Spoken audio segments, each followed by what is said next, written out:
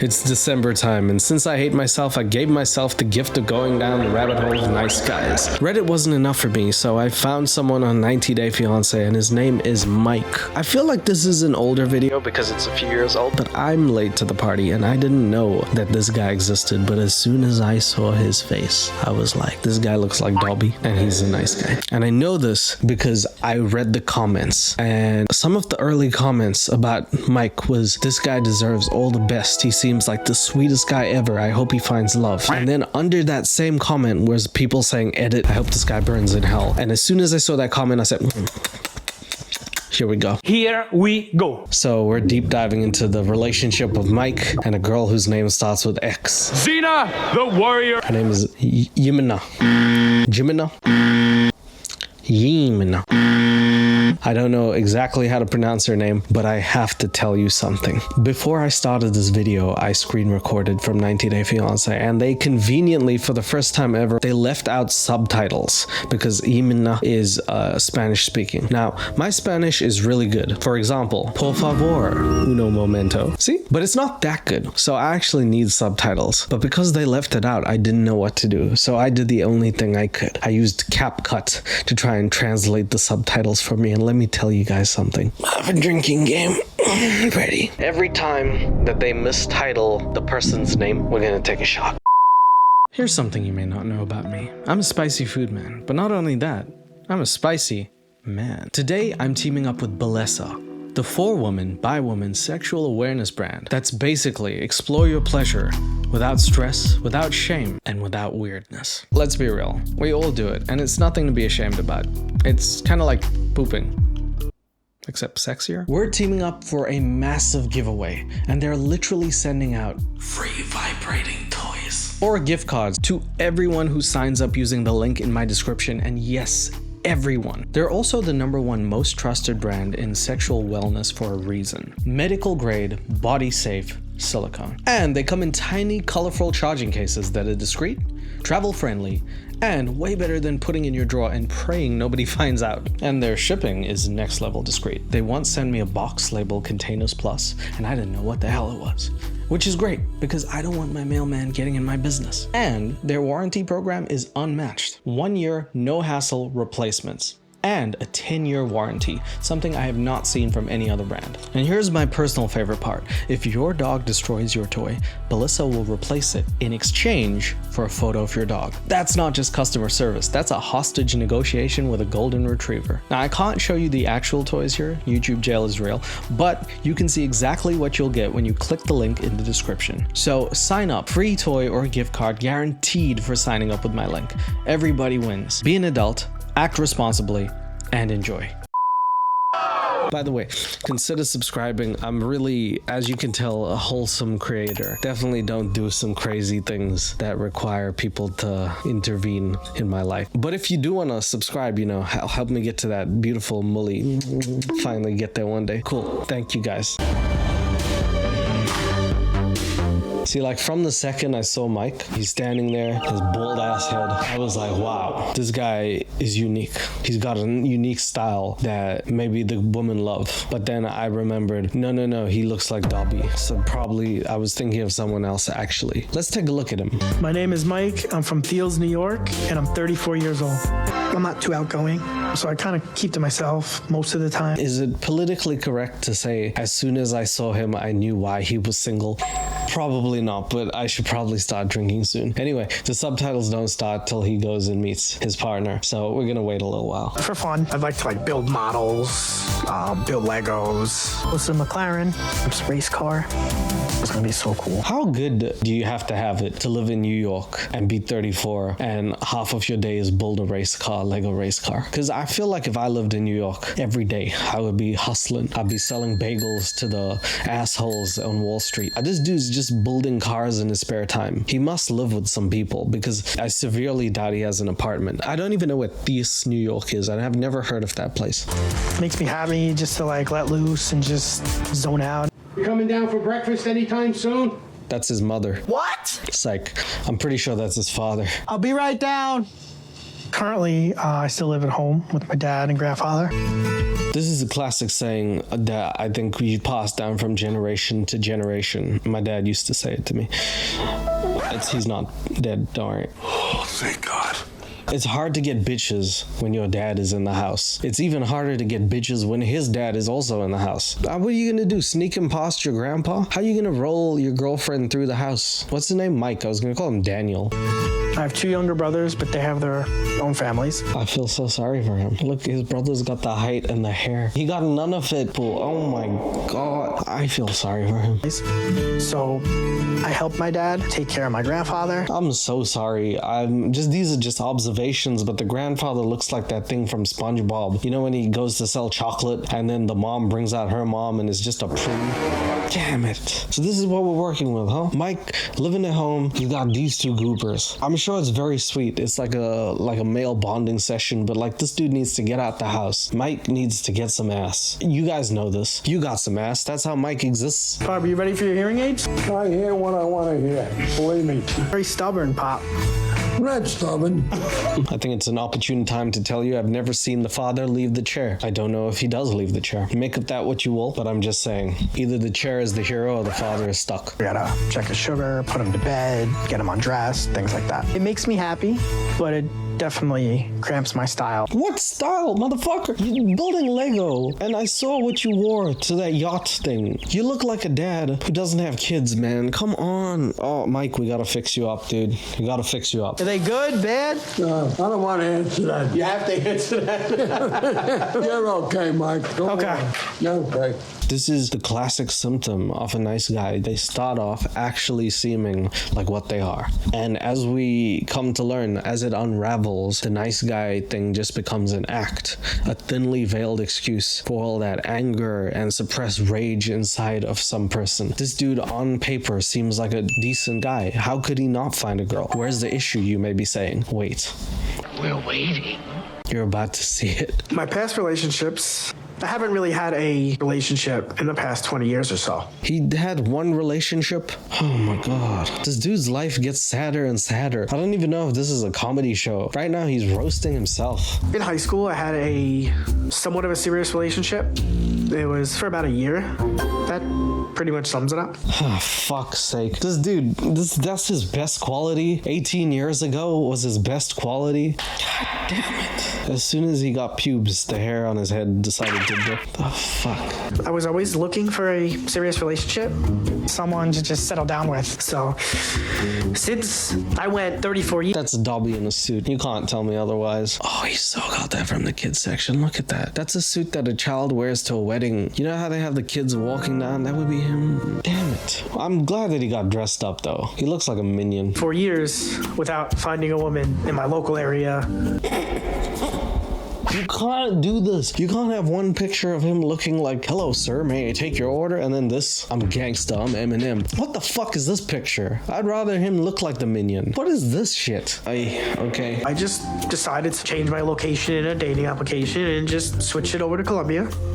And What is this picture now? What is this picture? This is such an old man type picture. Such an angle. I don't know who invented this. Cameras were not invented to take pictures like this, man. And those glasses are too strong. I don't think you can see anything from them. I met someone that made my dreams come true. I'm done with this motherfucker. I'm about to start calling him words that I just shouldn't even say. This dude looking like a backup Backstreet Boy now. Tell me why. Every picture is something else with this motherfucker. Oh my God. Unless he can sing, that should not, you shouldn't wear this. White on white is like if you're going to heaven or you're gonna sing your ass off in the 90s. That's the only 2 reasons. Or if you're black, it's kind of cool if you're like Biggie Smalls wearing white on white. But he looks like Smalley Smalls. Anyway, I'm sorry. Enough roasting of Mike. Jeez. This is the person he meets, and her name is Ximena, and she looks, how you say, out of his league. My girlfriend's name is Ximena. She's 24 years old and she lives in Pereira, Colombia. I got two things to say. I just want to be real with you. As a guy, if I see a girl with like constant filters, I'll be a little hesitant because like from experience, it's been like, okay, maybe you don't look the same in real life. That could be wrong, but that is a thing. Because Mike might have put like the filters on and like a hair filter, and then you see him and you're like, what the fuck? So I'm just a little concerned. Secondly, I'm concerned at like passport bros. You know what I mean? Big Ed. You know what I mean? Colt. You know what I mean? You look at these guys, you're like, all right, even if I was blind, I'd swipe left. I'm kind of like wondering how that happened. Like, what did she see in him? Probably herself, because she looked at his head and it reflected back at her. And she's the most beautiful woman in the world. When I first got the notification that Ximena swiped right, I was just like, wow, is this really happening? I had to like pinch myself. Yeah, I'm sure you did. So he's on Tinder and he set his location to Colombia, which I'm sure is a real thing. And maybe it is a thing, because I think during COVID, they just let you virtual smash everyone. But this dude is like, yeah, I'm ready to go. And that's how he found her. So she's from Colombia, Latin girl. And Mike is like, mwah. So you gotta ask yourself, what can Mike offer a girl like that? Is it looks? Is it money? Is it intelligence? I don't know. He says that she's the most beautiful girl in the world. I'm keen to see why. You know what I mean? Like, why? Even though we've never physically met before, we've even gone as far as talking about getting married and having kids together. Meet someone before you try and make babies on them, right? Right? Meet someone. Put your meat on someone. Nah, I'm fucking with you. I feel like I'm picking up what he's putting down. He hasn't had a relationship in a long time. He finally meets this girl and he's like, yes, all or nothing. And I feel when you put that pressure on the other person, it can be very constricting. You gotta not play it like that. You gotta actually just see where it goes, Mike. I'm gonna start calling him Michael. I feel like I need to son this motherfucker. Ya quiero verte. Whoa. Titties. Where? Are we supposed to be saying this? Why has she got her... Is that normal? Is that Colombian? I gotta get a ticket. But the main problem between me and Ximena is the language. I speak English with a little bit of Spanish and she speaks only Spanish. Well, that seems like it'll be a problem if you guys don't learn each other's language. It could be very cute, but it feels like it's not gonna be cute. You know? It's not gonna be cute, is it? I think communication will be a lot easier in person, which is... I think it'll be harder in person, actually, Mike, because what you're doing is translating things through Google, and you have that little buffer of time zone and things. When she messages you, you can translate it, message back. In real life, when she says something, you don't have a translator, unless you hire one, but make sure he's not sexier than you. It's gonna be hard to do, you know? I finally booked my ticket to Colombia to meet Ximena, my love of my life. So I'm leaving for Colombia in a week. Okay, so Mike, by the way, is a volunteer firefighter as well. He does good stuff. He's a good guy. He's a good little short, beautiful man. And he's got a big heart and a big dream of just chasing that girl. He's gonna get that Colombian beauty and he's gonna leave next week, but he has to see someone before he does. And he goes to see his younger brother, who's a bit concerned about his lifestyle. Like, are you planning on like marrying this girl? Like, what's the plan? And that's where I was like, fuck this shit. The brother has hair, a jawline, and he's taller. Mike, honestly, I gotta just give you 5 sorry points because I don't know what to say, dude. Like, genetics really screwed you up. And I feel genuinely sorry for him because I know if he's on those Tinder apps, they're gonna be ruthless. He's probably swiping right like this. I guess every time they see him, they're like, it's really sad, man. If everything works out, when I'm down there, the plan is I want to propose. You're gonna propose down there? Maybe, yeah. So Mike's plan is to go to Colombia, fall in love deeply and ever so truly, and then propose and live happily ever after. Things like learning their language. That'll happen in time. Their babies will speak a mix of Spanish and English. It'll be beautiful. They'll have mixed children. His life is going to be good. They have hair on one side, 0 on the other. It's going to be a great life. He's even leaving and he's telling his friends, who are probably some of the best friends that I've seen on the show, who support him but are pretty cautious of what's happening. Before I go on the trip, I wanted to go to the toy store and get some toys so I don't go empty-handed. I'm starting a new life with not just Ximena, but also her 2 kids. Oh, okay. Here's another spanner in the works, isn't it? She's got 2 kids from 2 previous, not marriages, just, she's got 2 kids from 2 different baby daddies, and she's 24, and Mike is going to take on that duty of being the father, even though he hasn't had a relationship. Or usually I feel like if he goes to the park and he sees kids, cops usually come and try and arrest him. So, you know, I don't know. That's a big decision. I didn't know about that. Firstly, I thought the biggest obstacle was the language barrier. Now it's the fact that he has to raise 2 kids that aren't his, and he wants to have his own kids. There's a lot of eggs in his egg hole. There's got to be a better way to say that. This is Mike's first relationship, first girlfriend. God bless. Oh, what do you guys think of that pogo thing? Oh, you made very nice selection. John says that, you know, he's happy. Mike goes and chooses some presents for the kids, which is, again, nice guy things that he's doing. He's doing 2 nice guy things. He's helping his father and his father's father, and he's also becoming a father to people who aren't his kids. This man is just doing so many fatherly duties. Besides, I guess the only thing he's not doing is any daddy duties, but, you know, one day maybe. Anyway, this lady who owns the store, my favorite part of TLC, they start interviewing random people who have nothing to do with this motherfucker's life.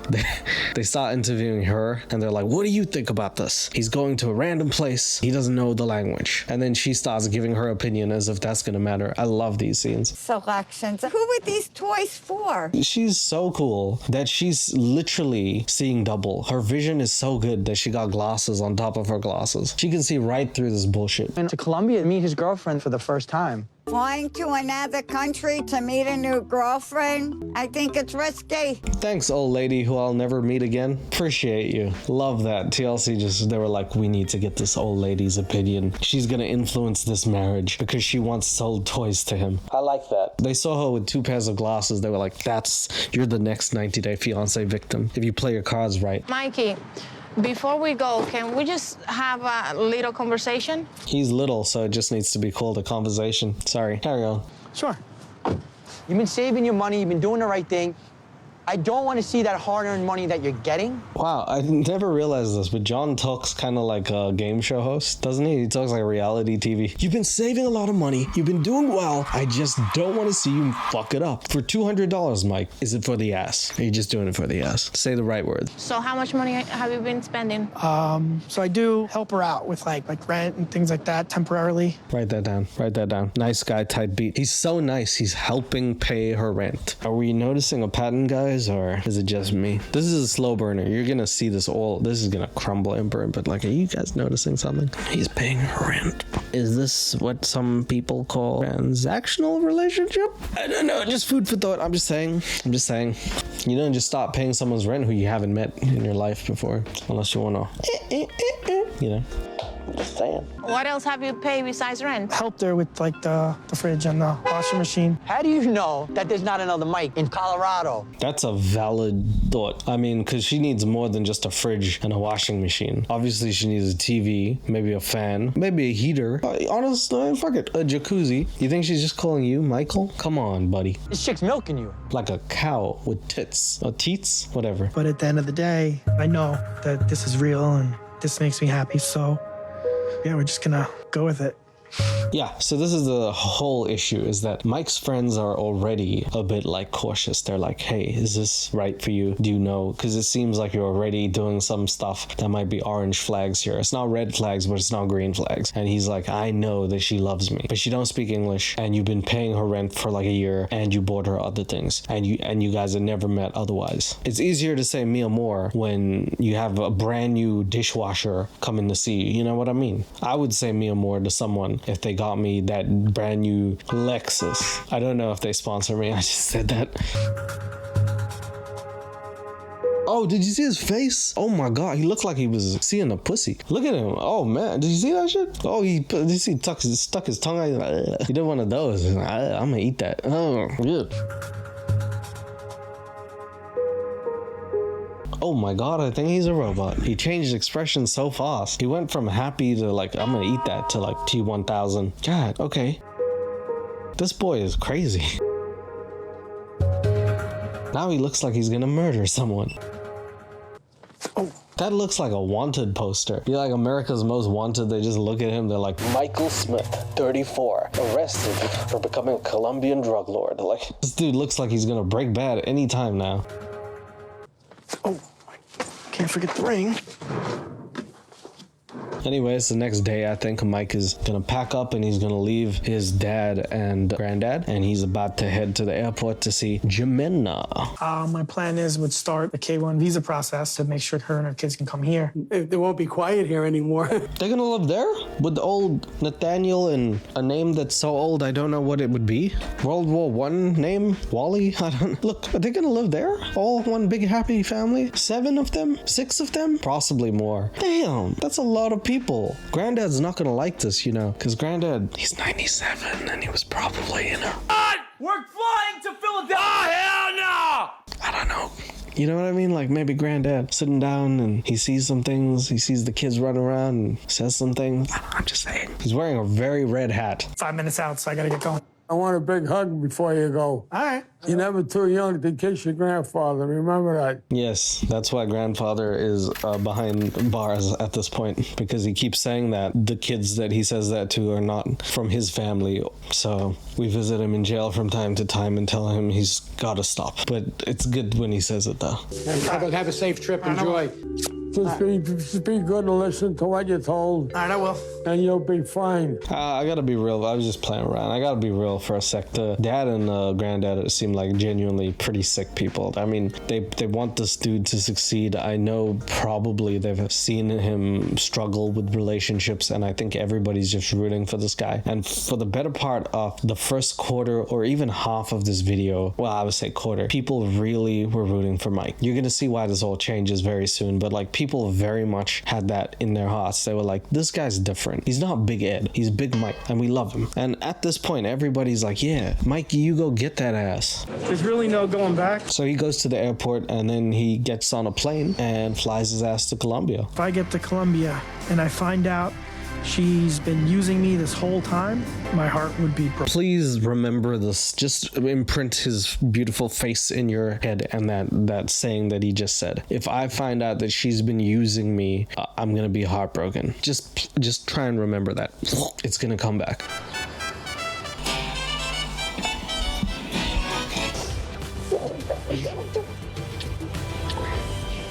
My first impression seeing Ximena, I was extremely happy. My boy meets Ximena. He calls her Ximena. I don't know what I'm saying. He seems really happy. They give each other a little smoochie. It actually is going better than I think. But then they pull him aside and they ask her how the kiss was. And you can just see the look on her face. She's already regretting her life decision. So here's what she says. And this is where I need the CapCut captions. Ximena, ¿cómo fue el primer beso? Eso que fue así, como tocadito, porque no es un beso así apasionado, no. Let me read you what it says. As a little touch, because it is not a kiss so passionate, no. I really have to guess what CapCut is trying to tell me. Pero creo que van a haber besos más mejores que este. I guess what she's trying to say is that there was not enough passion in the kiss, but she's hopeful there will be more in the future. Mike does not know what she's saying at all. What is she saying, Mikey? Yo, Mom. Cuando vi a Mike por primera His name is Mai. Let me write that down. This is the first drink that we're having. I don't even know where my pen is, but I do know where my drink is. Mai.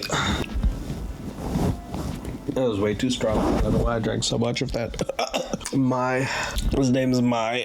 No, we're just starting to get to know one another, so I'm hoping that Ximena knows that she could trust me.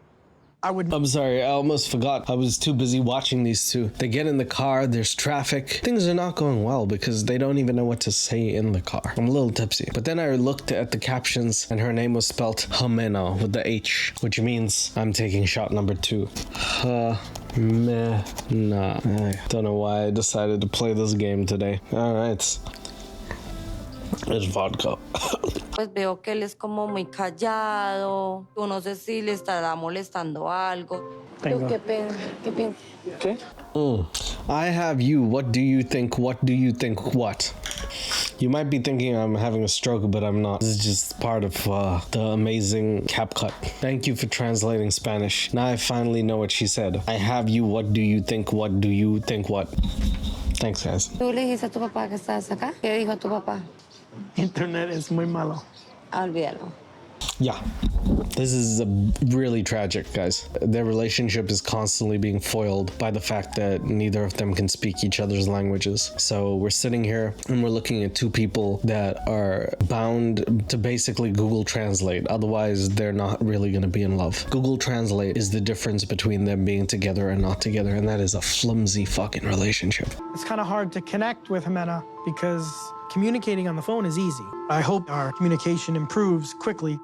It's not going to improve quickly because you had 1 year and you didn't learn anything. And then you even said yourself that it was going to be so much easier when you're there in person. But I don't still understand why you thought that was the thing. Like maybe she'd be like, psych, motherfucker, I know English all this whole time. It was going to be like Rush Hour where Jackie Chan suddenly speaks English. I don't know if you're praying for that. That didn't happen. We have less than 2 weeks to get to know each other, and I want to propose by the end of this trip. Yeah, so Mike wants to propose by the end of this trip, which is, it ain't gonna happen if he doesn't even know the word. He no comprende. Proposiado. I don't actually know Spanish, so this is bad. Seeing Ximena in person for the first time, it just takes the relationship to a whole... Seeing Ximena in person for the first time, it just takes the relationship to a whole different level. Yeah, because you didn't see her because she was online virtually for like 1 year. 365 days off. That's it. Finally, you get to touch her. That's got to be different. Clearly, obviously, it takes it to a whole new level. She's not a virtual girlfriend like your last one. Shots fired. Sorry. Buenas noches.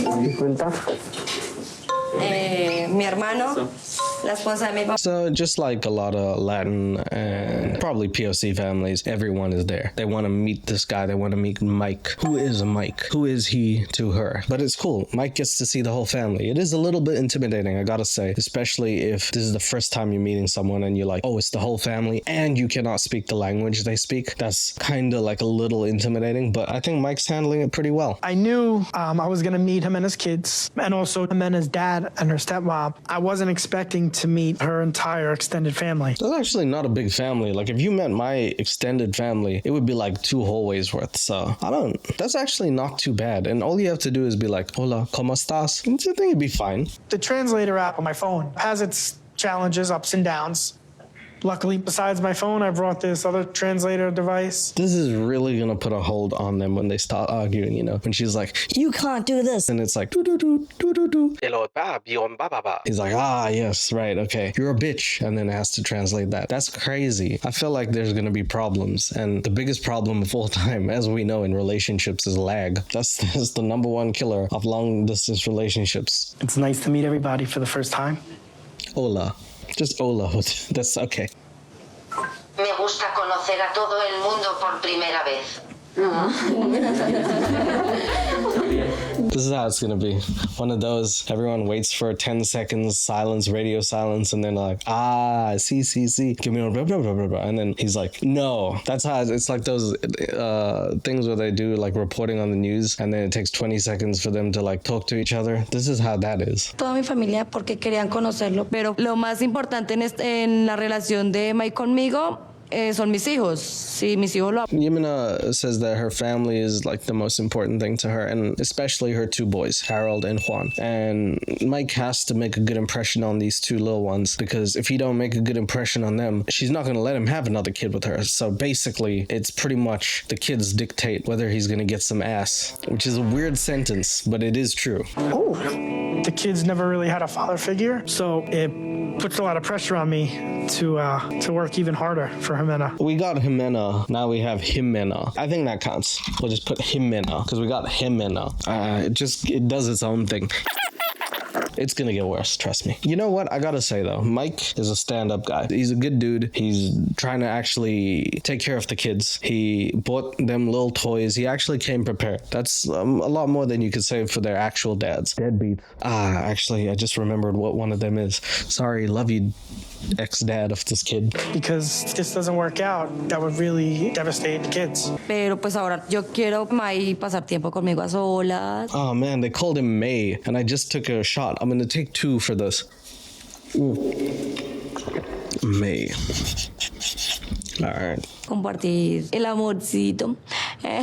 Pero todas las noches Harold y Juan duermen conmigo. Entonces Va a ser un poquito. So there's just one problem, right? It's Mike and Ximena's first night. Mike wants to get it on because he's been waiting 1 year with blue balls. The kids are in the room and he needs to get them to go away because he wants to make whoopee with his beloved. Now he needs to put the kids to bed because the kids sleep with their mom and he wants to sleep with their mom. So how's that gonna work? Va a ser un poquito complicado para poder que Juan duerma en su habitación y Harold también duerma en su habitación. Vamos niños a dormir en la habitación, ¿va? Steven? Who the hell's Steven?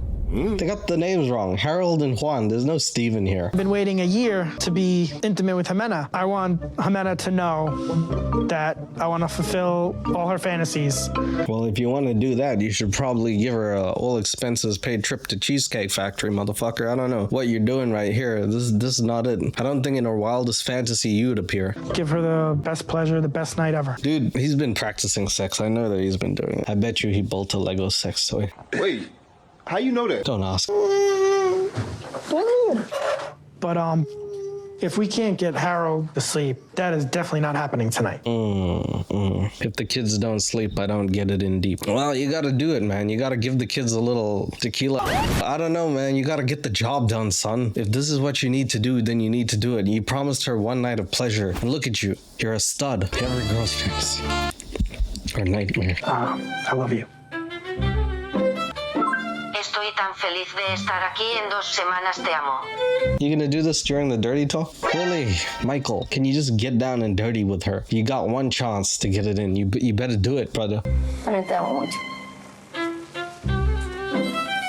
I don't know if I like the way they kiss. It's a weird thing to say, but like, it looks like the way she kisses him. It doesn't look like she's kissing him passionately. It looks like she's very hesitant. And maybe that's just because they met. And that's completely fine. I mean, they're bound to be a little uncomfortable. It's been 1 year they haven't met. But the way she's kissing him is like how you'd kiss like a dog on the head, like, it looks like he's trying to be passionate and she's like, It doesn't look like it's a love kiss. It looks like, I just withstand this. This night, almost since I first met Ximena and said I love you online, so it's just...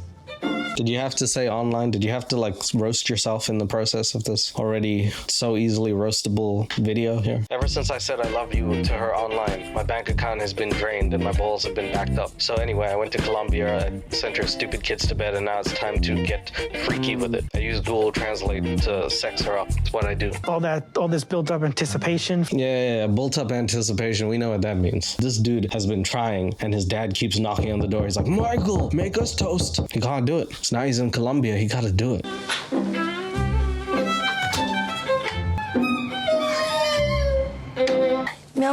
So we don't know what happens, but it looks like the lights turn off and a kid starts to scream. So who knows if they did it or they didn't. The next morning he wakes up, but he's wearing like a tank top. He looks like Vin Diesel if Vin Diesel lost all of his muscle mass. So I don't know if they did it or they didn't do it. Te levantaste. Dame tu baño. Buenos días. I arrived in Colombia yesterday. Yeah, he got something. He's looking happy. This dude's smiling from ear to ear. You know that bald face. He got some action. I don't know how much, but he got some. Ximena doesn't really... Oh, Ximena. Okay, here it is. We got May, Ximena, and Havana. Nah, it's a matter of time before we get Havana. Nah. I'm gonna be so drunk by the end of this video. Julian! No, fuck it. It's been like a struggle to communicate. After we finally got the kids to bed. Did you get lucky? How was it? Could almost hear the reluctance of the producer being like, did you get lucky? How was it? You don't pay me enough for this shit. Just looking at his reaction, he's being bashful. You know he got something. I just don't know what he got, man. Our first night together in bed was the best time that I've ever had with a woman. That's not a surprise because I don't think you've had many times with a woman. It's just her competing with your left hand, and I'm pretty sure that she wins. What do you want me to lie about this? Of course. I mean, what is he gonna say? This was one of the worst times I ever had. My hand was better. I'm going back to America. Well, obviously. Ximena knocked it out of the park. I had a great time over and over again. Don't talk about it like it's a baseball game, mother. Damn, son. Learn how to be cool. If I was his dad, I'd just be like, you gotta learn how to be cool, son. Wear a wig sometimes. I don't know. ¿Qué piensas de él? Para mí normal. Nada del otro mundo, entonces. Does that look like it's a good reaction to you, Michael? Mike, you're looking at her face. Even if you cannot speak Spanish, even if you don't know a lick of Spanish, do you think this reaction, do you think that in any way indicates you were the man last night? That sounds like someone who's so indifferent about life that they actually might as well have hated it. That's how bad you were. Come on, Mike. Come on. Can you understand? You don't need to understand her. She's laughing at this motherfucker to his face. It's a universal sign that if someone laughs at you the next day when you said, was it good, that you would know that it's not. I need help with that one. Look at her face, man. She's looking like that Yao Ming meme. Oh, come on, dude. Today, Ximena is taking me to her favorite place in Colombia with her family. Okay, so the next day, she's gonna take him out to some place. Like, it's only the second day here. She wants to take him and the family to a nice, beautiful spot. And the first thing she says is that he lacks practice in the bed. Damn! That's a crazy thing to hear from someone, but Mike is he's that low that he needs more practice, dude. But she also does say that she loves him and she felt the connection, which is good. I mean, I think that he's finally getting somewhere with her, I think.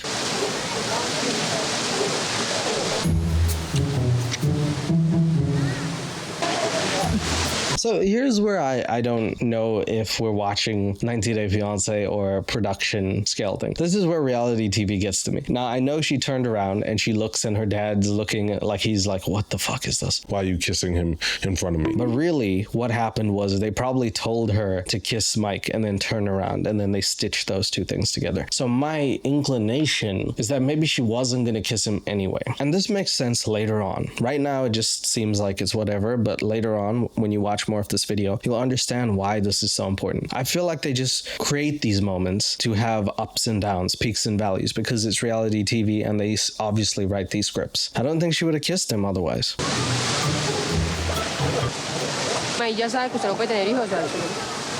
Anyway, her kids are right there too. She's like smooching him and they're like, new daddy. We'll get another brother. He'll be called the albino brother. that's what they're thinking now. So you're gonna have to have albino Mike Jr. come out of the baby hole.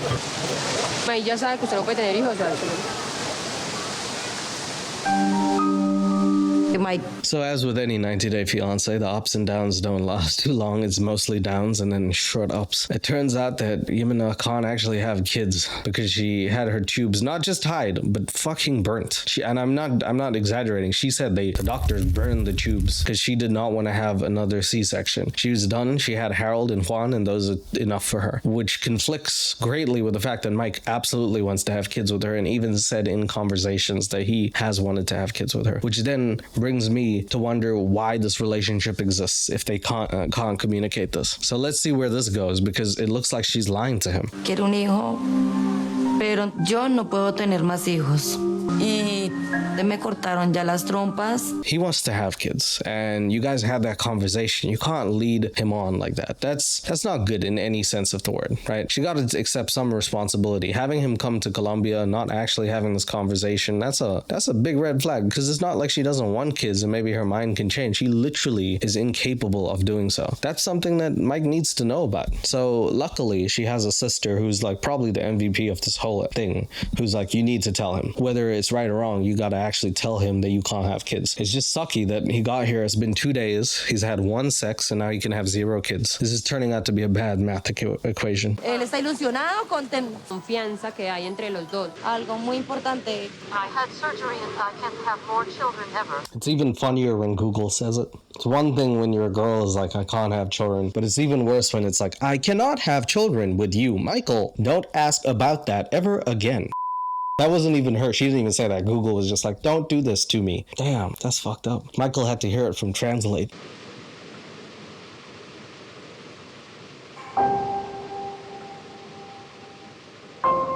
It's a tough blow for Michael because he came there expecting to make his own Juan Jr. Juan Ramirez Jr. son, probably, estimated. I don't know. It's pretty sad though. She got him all the way here, didn't tell him about that. It's definitely his decision to make before he actually should have came there. So I feel like she's in the wrong for this one.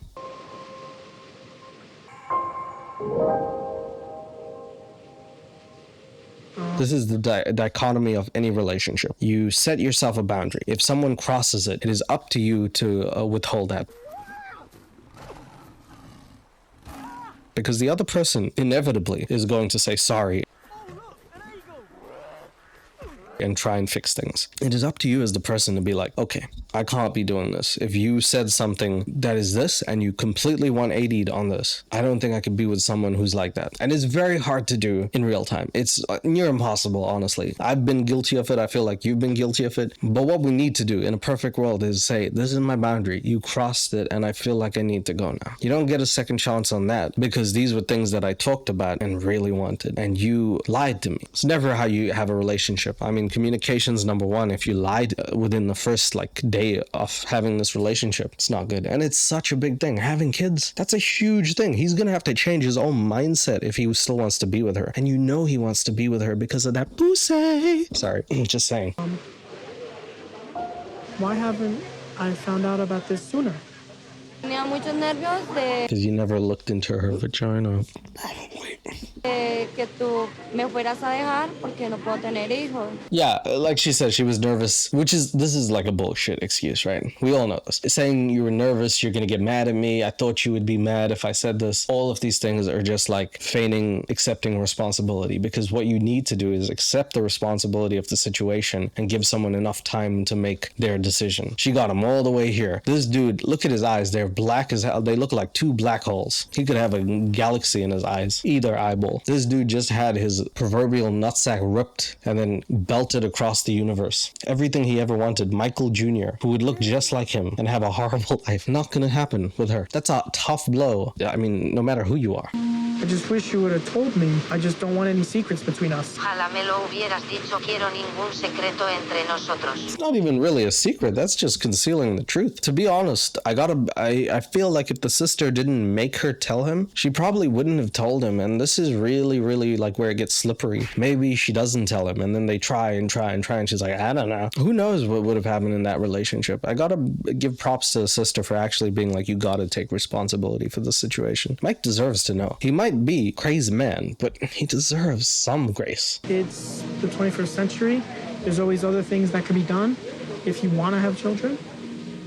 Oh yes, AI. Make like Mike and like do face mash and then print it out at your local like office work store and then put it on the face of another kid that you adopted. Sure, it would be ethically absolutely fucking ridiculous, but you could try it. That's my thinking anyway. If I couldn't have kids, I'd just stick my face on another kid. Not my actual face, just a cutout, don't worry. Not like Mike over here. Sorry. Because we've talked about this, about someday wanting to have at least one more, and she knows that it's always been a dream of mine. Maybe you can adopt kids though, right? Like it's not the end of the world because Mike, I mean, he's white. Is there white kids to adopt? There's probably heaps, man. Probably. Who knows? And if Mike wants to get like, you know, maybe he gets a black kid and he adopts a black kid and now it's like Michael Jordan Jr. Who knows? You know what I mean? There's options. I'm spitballing. It's not my relationship.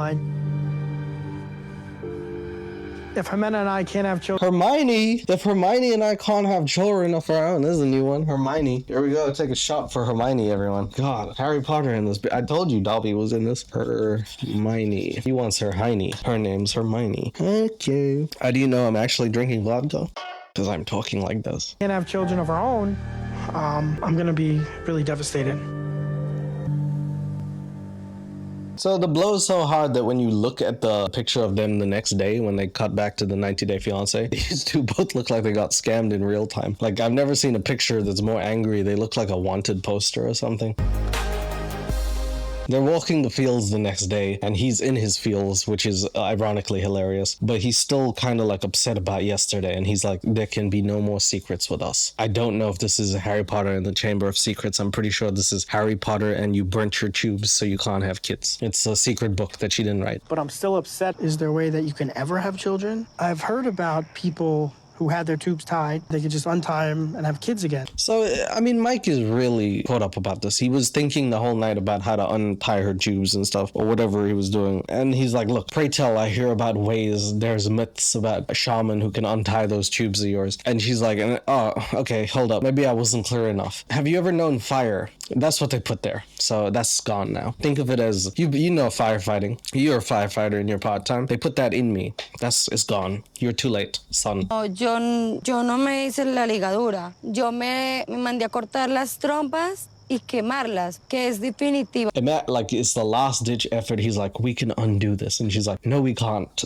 I blew it up. That's so demonstrative, man. This dude he finally figured out one way. He's like, we can do it, and she's like, no, we can't. Wow. I don't want to give him a hug, but I give him a handshake or something. Es definitivamente para no tener hijos.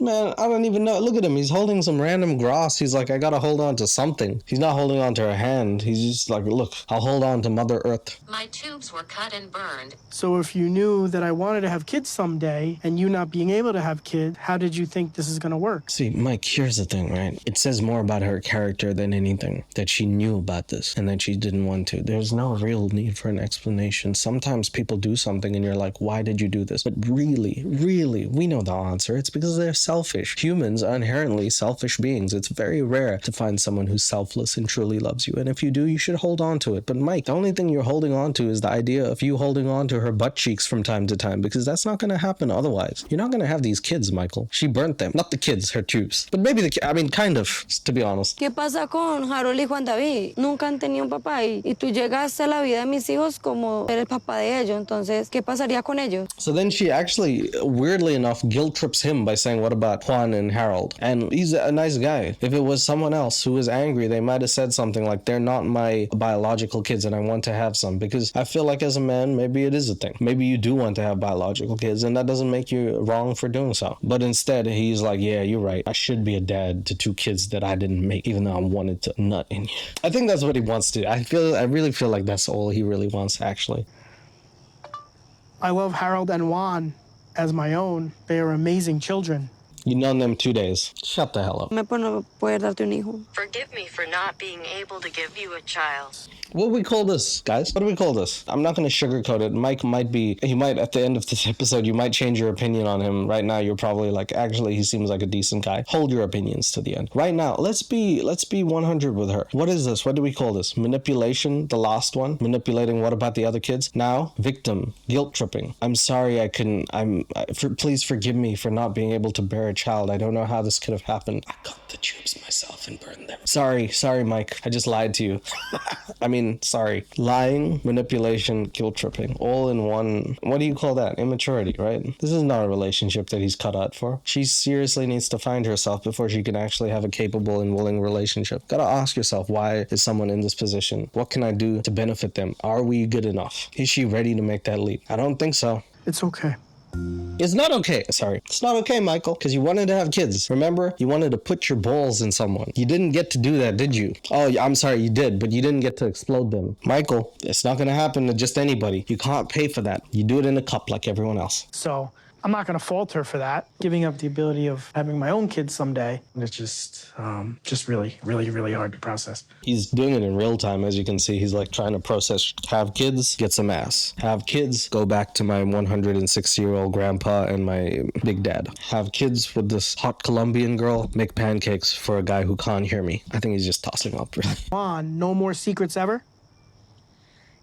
Bien, de ahora en adelante no más secretos. Turns out he extends the leash and he's like, he does one of these. He's like, no. From now on, you can't do that anymore, okay? The kids thing, the not having kids, that was horrible. But it's okay, I forgive you. If you do that again, I'm gonna get really mad this time. Some people are just too kind, okay? I don't know if he's too kind or just too stupid. I think that it's the latter, to be honest with you. I think he just really wants something himself. And we'll talk about his selfish gestures later. But yeah, I don't know. I wouldn't. If I was him, I wouldn't. I think that this is already, I'm out.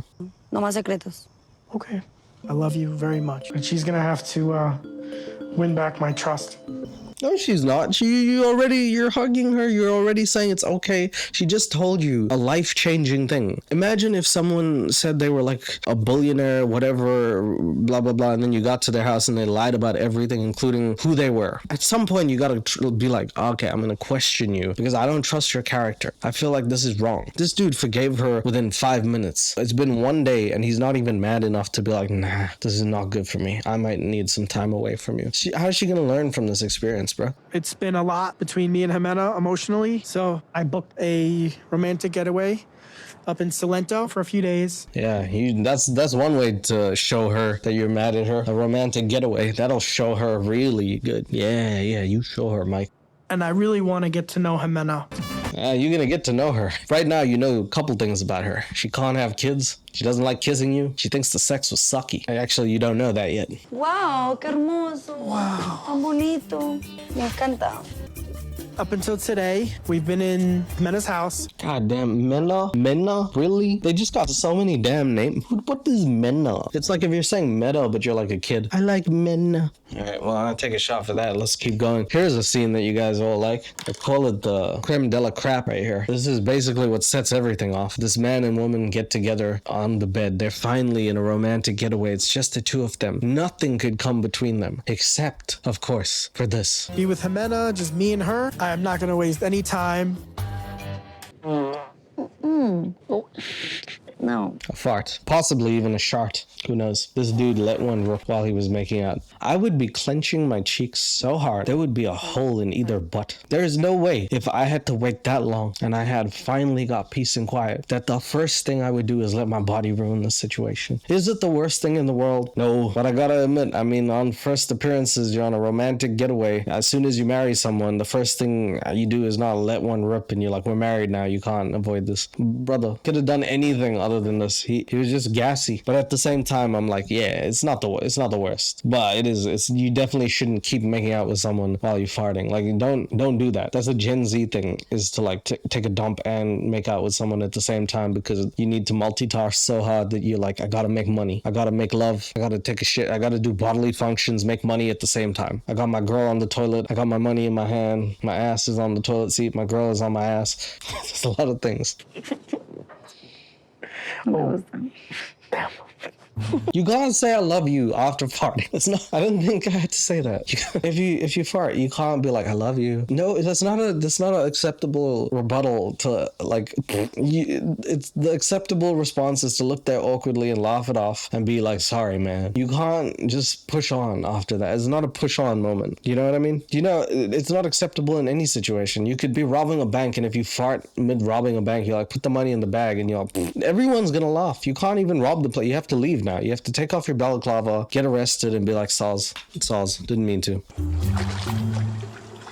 This trip is for both of us to get to know each other better, to ask us anything we want. What exactly? Sure, move from the bed to the water, where if you fart, bubbles will come out. Brother, you don't know how to play the scene, do you? What exactly happened with... It'd be like it's a jacuzzi, because he's so consistent with the farts that she wouldn't even notice till she smells it. He's like, it's sulfur. That's just how they do it in Colombia. I know. I lived here longer than you, even though I only speak English, and I'm white. Harold and Juan's fathers. ¿Qué pasó exactamente con los padres de Harold y Vance? Nunca conviví con ellos. Mike picks the time to ask about Harold and Juan and their fathers, which I actually really want to know about. I thought there was like, she had 2 kids with one father, but had 2 baby daddies. So he asks, are you okay to talk about it? And she does. And I gotta say, if there was ever a red flag, this would be it. Entonces nunca hubo una relación entre nosotros así. Simplemente pasó que era embarazo y ya.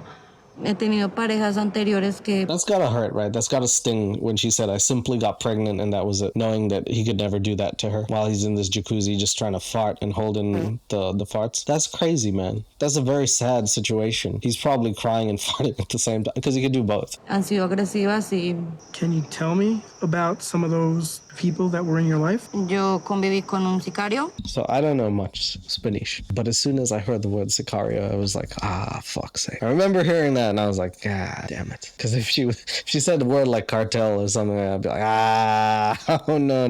Have you seen the movie Sicario? She's dating a hitman. She's dating Agent 47. This dude's bald and she's dating Agent 47. Is it crazy? How, like, look, you don't judge people on their past, right? That's an accepted thing. If a girl has a kid or whatever or something, you can have your preference, but you don't judge someone on what they did before you knew them. We can, as normal people, we can accept that. However, and there is a huge clause in this, if that person happens to be a hitman, a murderer, a bomber of some sort, then you can judge them. It's pretty acceptable at this point to be like, okay, then I'm not really doing this. I feel like you're well within your right to be like, no, I don't want to get killed. I'm cool. I'm straight. I'd do it. I don't know. Maybe I have no shame, but if someone said, yeah, I used to date a hitman, I'd be like, where are they now? I'm getting a ticket out of here. Pretty much. I lived with a hitman. Oh, you have to hear it from Google as well. Google said it weirdly because even Google was like, is that right? I lived with a hitman? All right. Me mandó a matar. bueno, me tenía encerrada. Imagine learning about this shit back to back. Yesterday, it's like my tubes are tired. I burnt that shit down. Today, it's like, yeah, I live with a hitman. He tried to kill me. Whoa, life is crazy in this bitch. Anyway, stop farting. Like, that's wild. Cuando lo conocí a él, que era tatuador. Y me di cuenta que él era sicario como... She said when she met him, he was a tattoo artist, which means they have a ridiculous promotion program here. They're like, you're really good with a tattoo gun. How about trying a real gun? And he was like, hell yeah, that actually happened there. Wow, they got some crazy Colombian tattoo artists. Le dije, esta relación se acabó. Me mandó un audio donde me decía, te doy 3 días para que disfrutes porque te voy a matar. So basically, he watched the movie Scream and he said, you have 3 days to live. And then says some crazy things, and she went to the police. Luckily, the police managed to get him away from the situation or something because she's still doing fine and he hasn't heard of her since. It still makes it very, very scary, and I feel like you're well within your right to be like, I don't know, this might be too much for me. But if I was Mike, this is 2 pretty big red flags. I don't know if I could be on board with my previous lover was a hitman. He graduated from tattoo artist to hitman because Mike is like a volunteer firefighter. It's like he can put out a lot of fires, but this shit is too much. That makes me scared for not only me, but you and the children. I don't know why Ximena allowed herself to get involved in men like that. She said that he was a tattoo artist. She got a tattoo, and then she realized he was killing people on the side. She was wondering why he was making $600 million per tattoo. Like, it makes sense now, okay? Obviously she didn't know, dude. Nobody just dates a hitman willingly. That's why they are single. Don't ask how I know. But it's just one thing after another after another. This man then tries to blind himself because I can't bear to see the shit anymore. Like mid-sentence, he was like, I wonder how Stevie Wonder feels. Just decided that was like part of his day. I don't know, man. I do the same thing. This is a tough day for this dude. He tried to take her out. He farted while they kissed. They went to a jacuzzi. Now her ex-boyfriend's a hitman. It's tough. It's a tough life that Mike's living. The tension, by the way, was palpable there. Could have been easily broken with one hot fart. Just saying. You need to know when to use them, buddy. It becomes a superpower rather than something that drives women away. The people call you Mr. Farts a lot. Pues yo no veo la razón porque pues es pasado y Mike tiene sus cosas malas también, o sea, no es una piedrita en dulce. So the next morning they wake up and Ximena calls her sister because she says that Mike has kind of been overreacting about this whole hitman situation. And honestly, he has his own problems. And the sister asks what problems, and she starts telling the sister the problems, and I gotta say, they're probably not the same as they're not the same, but let's hear them. Super cochino, que te bota la ropa por todo lado, se tira un pedo y eruta y como encima de un... So he burped, farted, and threw his clothes all over the place. He basically is a big baby, pretty much. He's what I would tell you to subscribe to, but this dude is an actual big fat baby. I don't know who throws their clothes around on the first day unless it's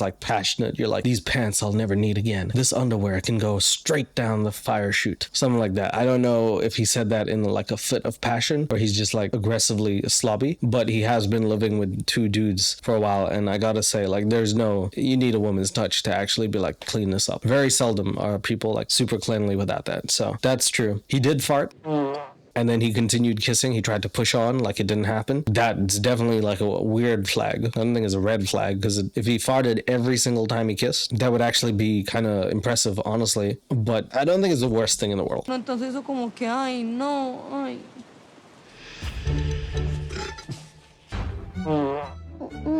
I take it back. That was pretty fucking ridiculous. Stop farting, dude. They're holding in, man. Do it. Just, all right. He got gas in his ass. What do you want me to say? It's bad. It's bad. All I can say is that he shouldn't have kept kissing her and pretended it didn't happen. That's the only thing I think we can all agree on. You can't make up with someone and fart. You can't do that multitasking stuff, okay? That's too much multitasking, Mike. Conseguir esposo, voy a conseguir otro hijo más. Pues es que usted tiene que hablar con él, se le dice, amor, mira, esto no es bueno para la relación. So the sister says, look, you got to tell him it's not good for the relationship, which is hilarious because I'm trying to imagine a conversation which she's like, Mike, you got to hold that gas in. Yeah, if it's killing you, you die or something. Just hold it in. Maybe you'll turn into a hot air balloon and just go to heaven. I don't know. But you got to hold it in. You can't be farting and kissing me. I can feel it through your mouth. Stop, Mike. Pero tengo que asegurarme que esté dispuesto a cambiar sus costumbres antes de comprometerme y pasar el resto de mi vida con él. So I'm thinking about this relationship, and basically in real time, a few days ago, she said that she's can't have kids and she was very sorry. He said she's gonna have to earn his trust back. The next day, he farts, and the tables completely turn. One fart literally has everything turned over. Now she's like, you're annoying, you fart too much, your clothes are just everywhere, I'm back to being mad at you. Like, not that long ago, he was mad at her, or at least disappointed that she could never give him kids and lied to him about it. Also, her ex is a hitman. Two things that I would be concerned about. One fart later, everything has changed. The dynamic has completely eradicated itself. Mike's ass cheeks really ruined the situation, huh? It's nice and warm because you're always cold.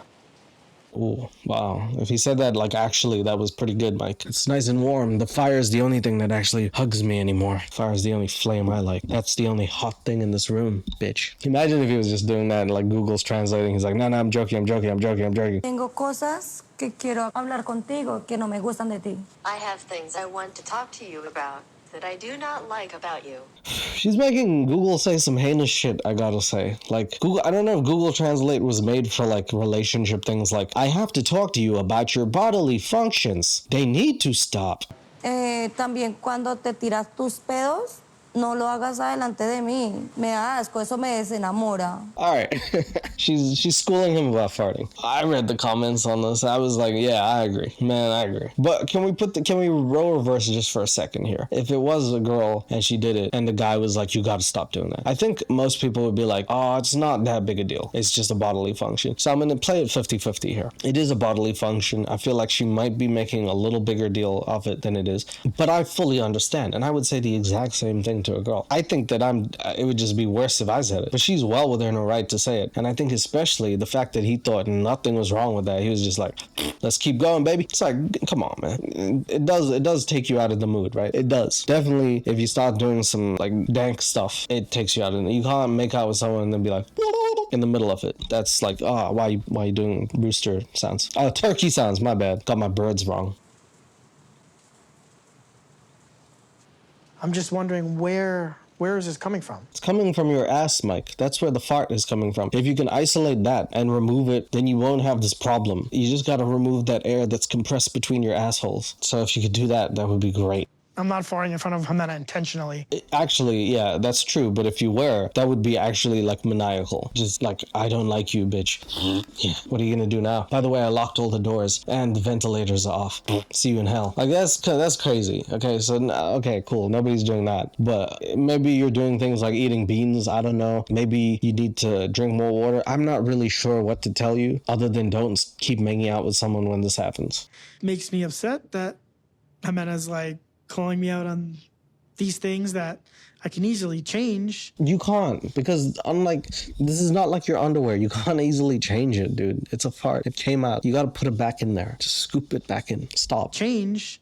It's not as bad as like going to jail or running away from kids or killing people for money. Ooh, shots fired. Proverbial ones, not like her actual killer husband. Wow. Mike is really, you gotta start saying that to her instead of us during the interview panel, where you wouldn't say any of this to her because you know she might actually run away if you do say it. But yes, exactly. I agree. Farting is not as bad as killing people. It is a silent and deadly killer. That's true. And Mike might actually kill someone if he keeps doing it, but he hasn't yet. So he's a hitman in training, let's just say. He's a jacuzzi, a beef thief, if you will. Even if I make my best effort to change the habits that she doesn't like, it's still concerning that she's willing to throw away the relationship over one fart. Would you believe it? Imagine breaking up with her and they're like, what happened, Mike? What happened? Did she not love you? And he's like, I farted. And they're like, damn, Mike, I asked what happened. That has nothing to do with it. And you're like, nah. That's what happened. I went at the wrong time. And she packed my bags and she sent me home. It's bad. It is bad, actually. There's a dude on a plane who was farting so much, people started announcing, they were like, you gotta stop this. They call Methane Mike over here might actually be killing people. You don't know. Because of something like that. It makes me wonder if there's something deeper going on that I don't know about yet. No, it's pretty simple, man. Don't cut the cheese in front of your girl. Pretty simple. Stop that. Pick up your clothes. Don't burp in front of people. You're not a baby. You might look like a baby with facial hair, but you're not, okay? Also, she's doing like a Jesus pose here. Whenever your girl is doing a Jesus pose and it's not like a happy pose, you need to assess your relationship because she looks like she wants to be crucified right now. That's not a good thing to do on a honeymoon. Going on that I don't know about yet. Look at her, man. If this was Nazareth, she would be the new Jesus. My brother could wear her on a chain. This dude really needs to assess his relationship if the girl's sitting like that.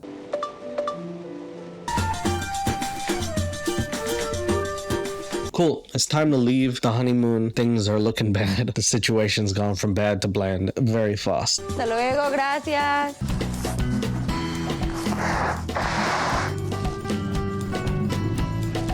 Mike has learned absolutely nothing because today, instead of burping or farting, he's like, okay, cool. I'm gonna stop blowing my nose in a way that only you would if you were sick in bed alone with no cameras on. And he does it in a car and just decides to put it anywhere in the car. And she has to actually tell him, you need to put this in a bag. You can't just blow your nose and then put the rubbish in a car. I don't know if it's an American thing to be like, now that I ate this, I'm just gonna throw the packet anywhere. I don't know if that's a thing, but this dude just thought he was gonna blow his nose and then blow her mind by making the thing vanish.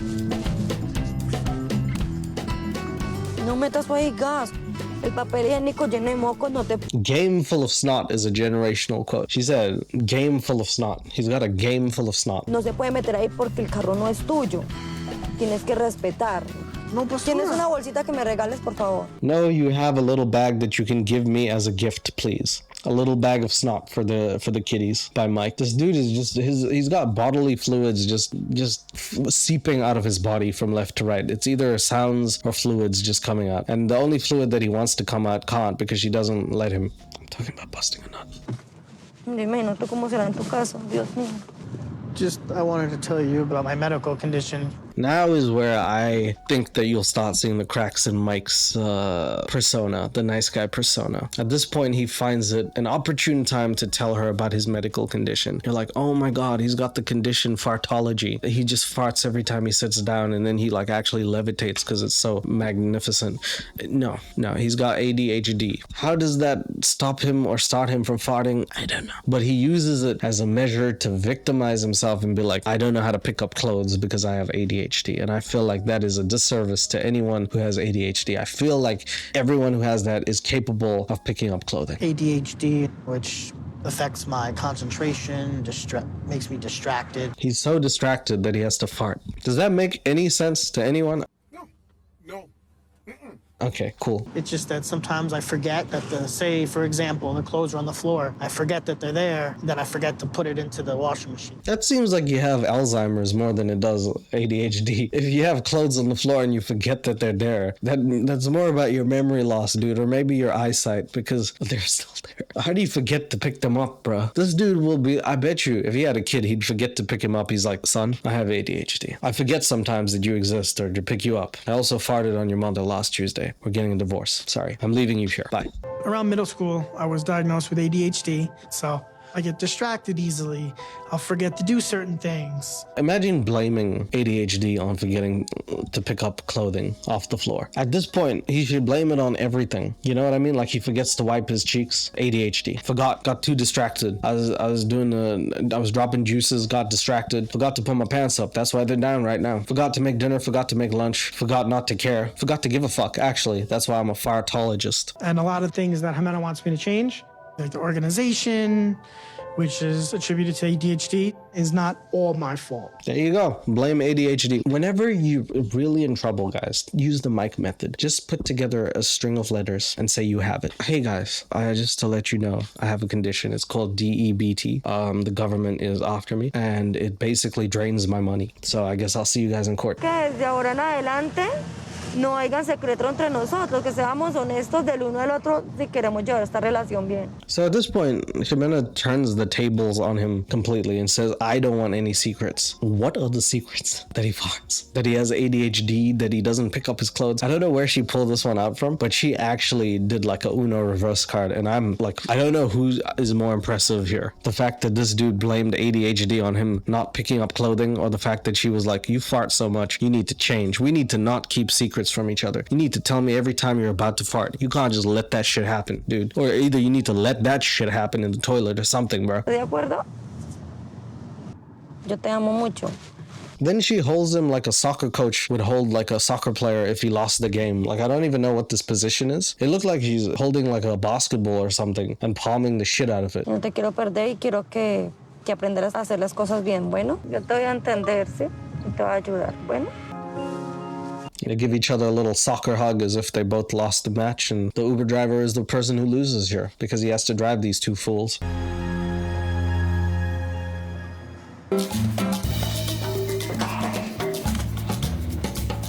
Maybe because Mike wanted to take revenge out on Ximena. Maybe because he didn't. I don't know. He decides to cook dinner for them, which I think is the ultimate dick move, because I looked at what he cooks. Clearly, it's not a move of love, but a move of hatred. This dude is cooking pasta with cheese. Where's the meat? I don't know. In his pants, I guess. I don't really understand. Amor, la cena. I also want to show her that I could take care of her and the kids as well. If you wanted to take care of her and the kids, you would have got them a coupon to Olive Garden. Shout out Olive Garden. Never been there. Don't know if it's good. So tonight, I decided to make spaghetti and cheese sauce. What is it with Americans and making spaghetti? What is it with Americans and taking credit for putting fucking spaghetti in hot water? And even that they can't do because he did it and it was made al dente, which means he didn't do it right still. Al dente is a word that they use to cover up for anyone who gets food poisoning. This dude literally forgot how to put things in water, and then he fed it to the kids and his to-be wife. This dude, he really hates them. Yo pienso en la comida de Mike. No, she says no because they are raw and alcoholic. I don't even know if that's true, but she needs to be raw and an alcoholic to eat this. I feel like you need to drink a lot of stuff to eat this food. No, él tuvo todas las intenciones, pero pues le quedaron crudas, entonces me va a dar diarrea.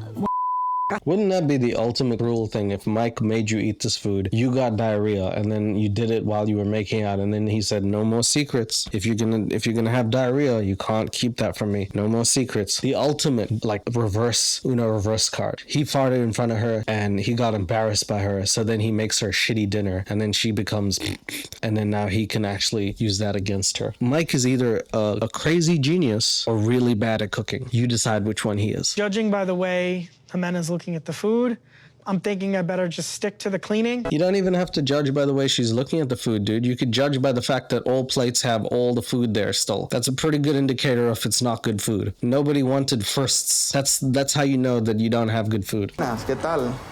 Bien. Un momento le traigo el café entonces. I'm meeting up with Ximena's father to have a one-on-one.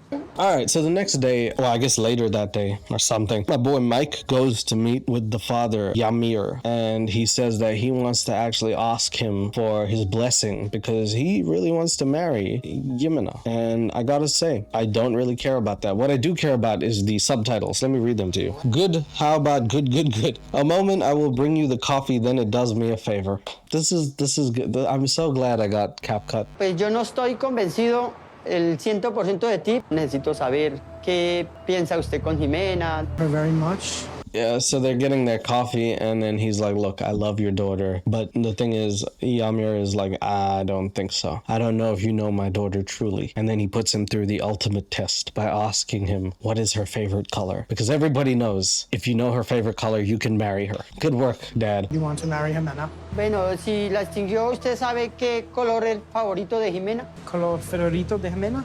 Rosa? Yeah, answer with the confidence of a dickhead.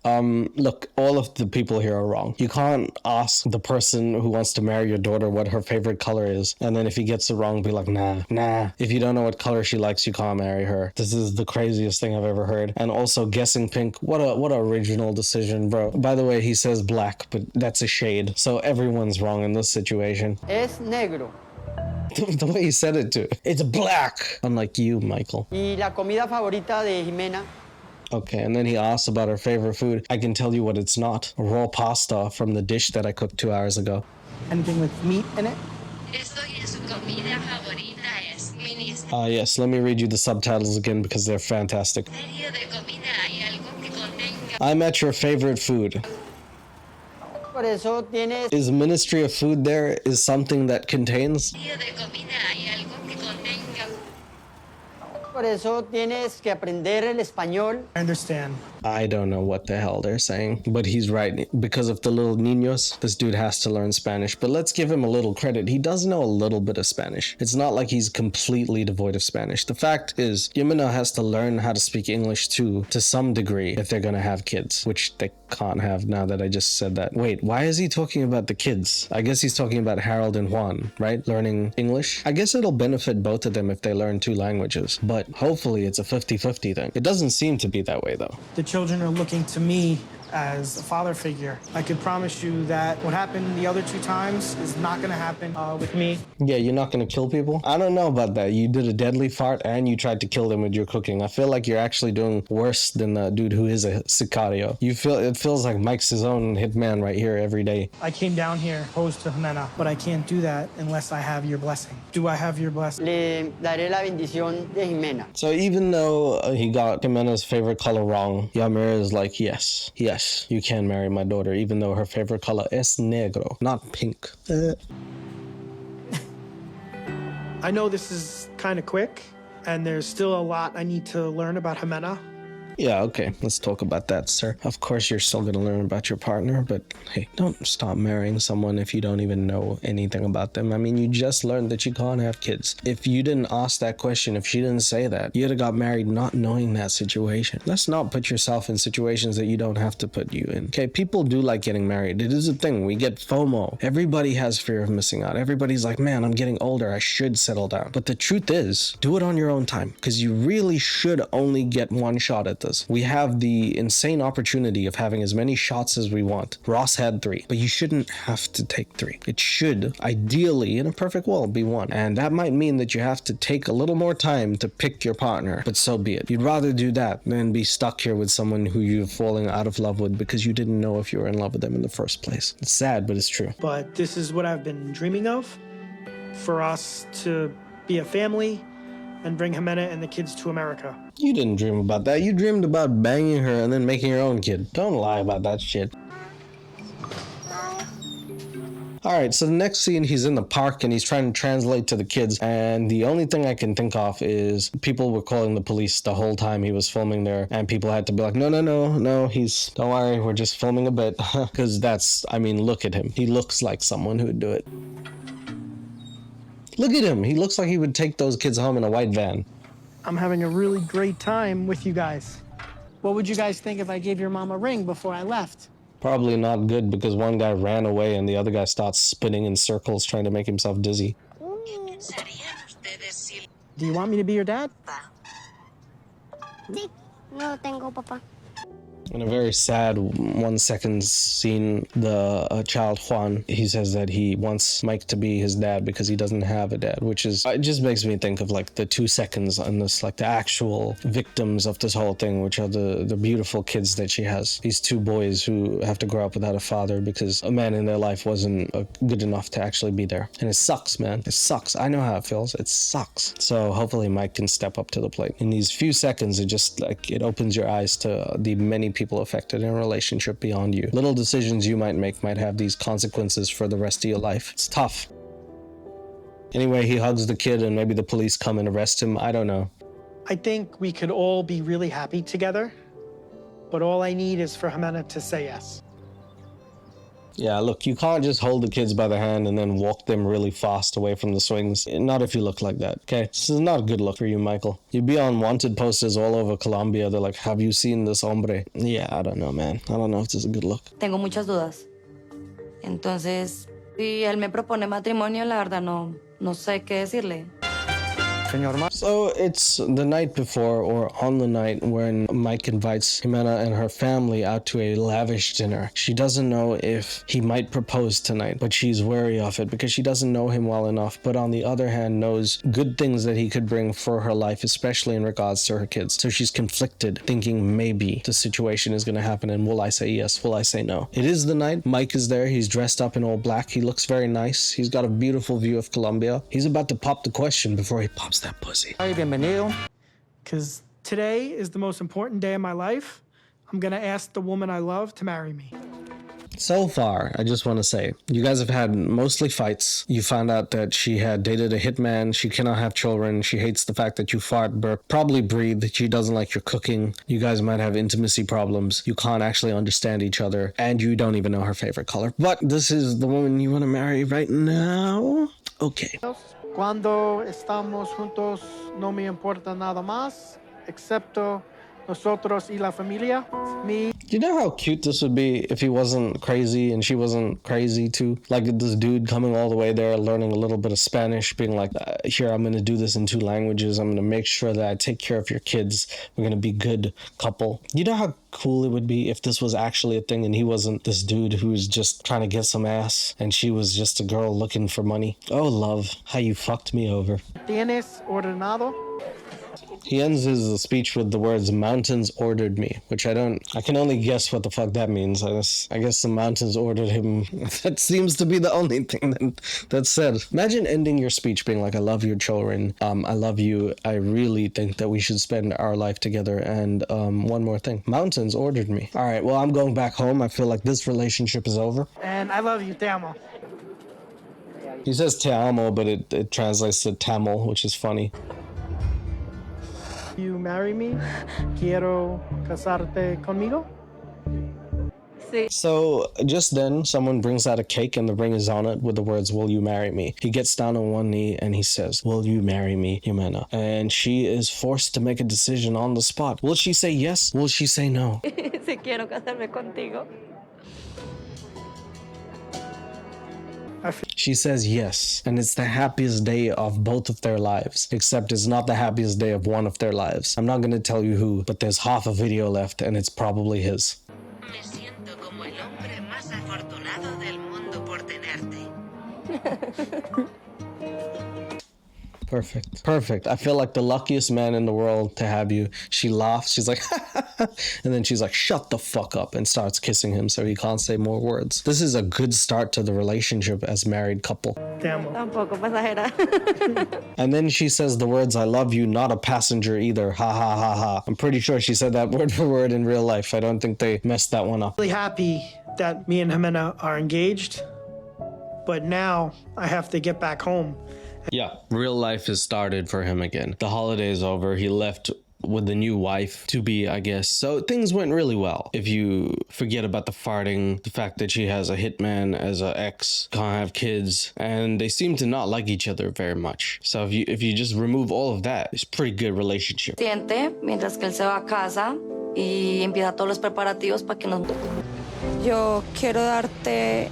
So with that, Michael is off and he's going back home to New York to be alone and maybe possibly see them again in a few months. Who knows? But before he goes, Ximena is actually she's feeling the love this time around, and she gives him something. She gives him, I like to call a straitjacket. That's what CapCut calls it. Pretty sure it's just a chain with Jesus on it, but a straitjacket is that's one way to show your feelings on religion. Thanks, CapCut. Darte una camándula. Is blessed and is for me to take care of you. Yes, thank you. Bendecida y es para que te cuide. Sí, gracias.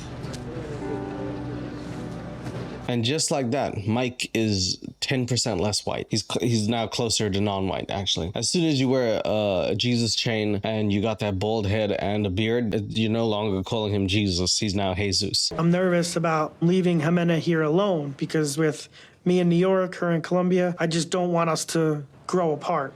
Correct me if I'm wrong, but is that not a weird thing to think about after you get engaged to someone? It feels to me like that's something you do if you truly don't think the relationship's gonna last. Because if I got engaged to my wife and she lived in another country or whatever, and then I left back home for a few months, I don't think the first thing on my mind would be like, will she still love me? Because if that is the first thing on my mind, probably bigger questions in the relationship. If she doesn't even know how to like keep it together for 2 months, or if she doesn't have object permanence, she doesn't remember. As soon as Mike leaves, she's like, who was I fucking? That seems weird that he said that. That's all I'm saying.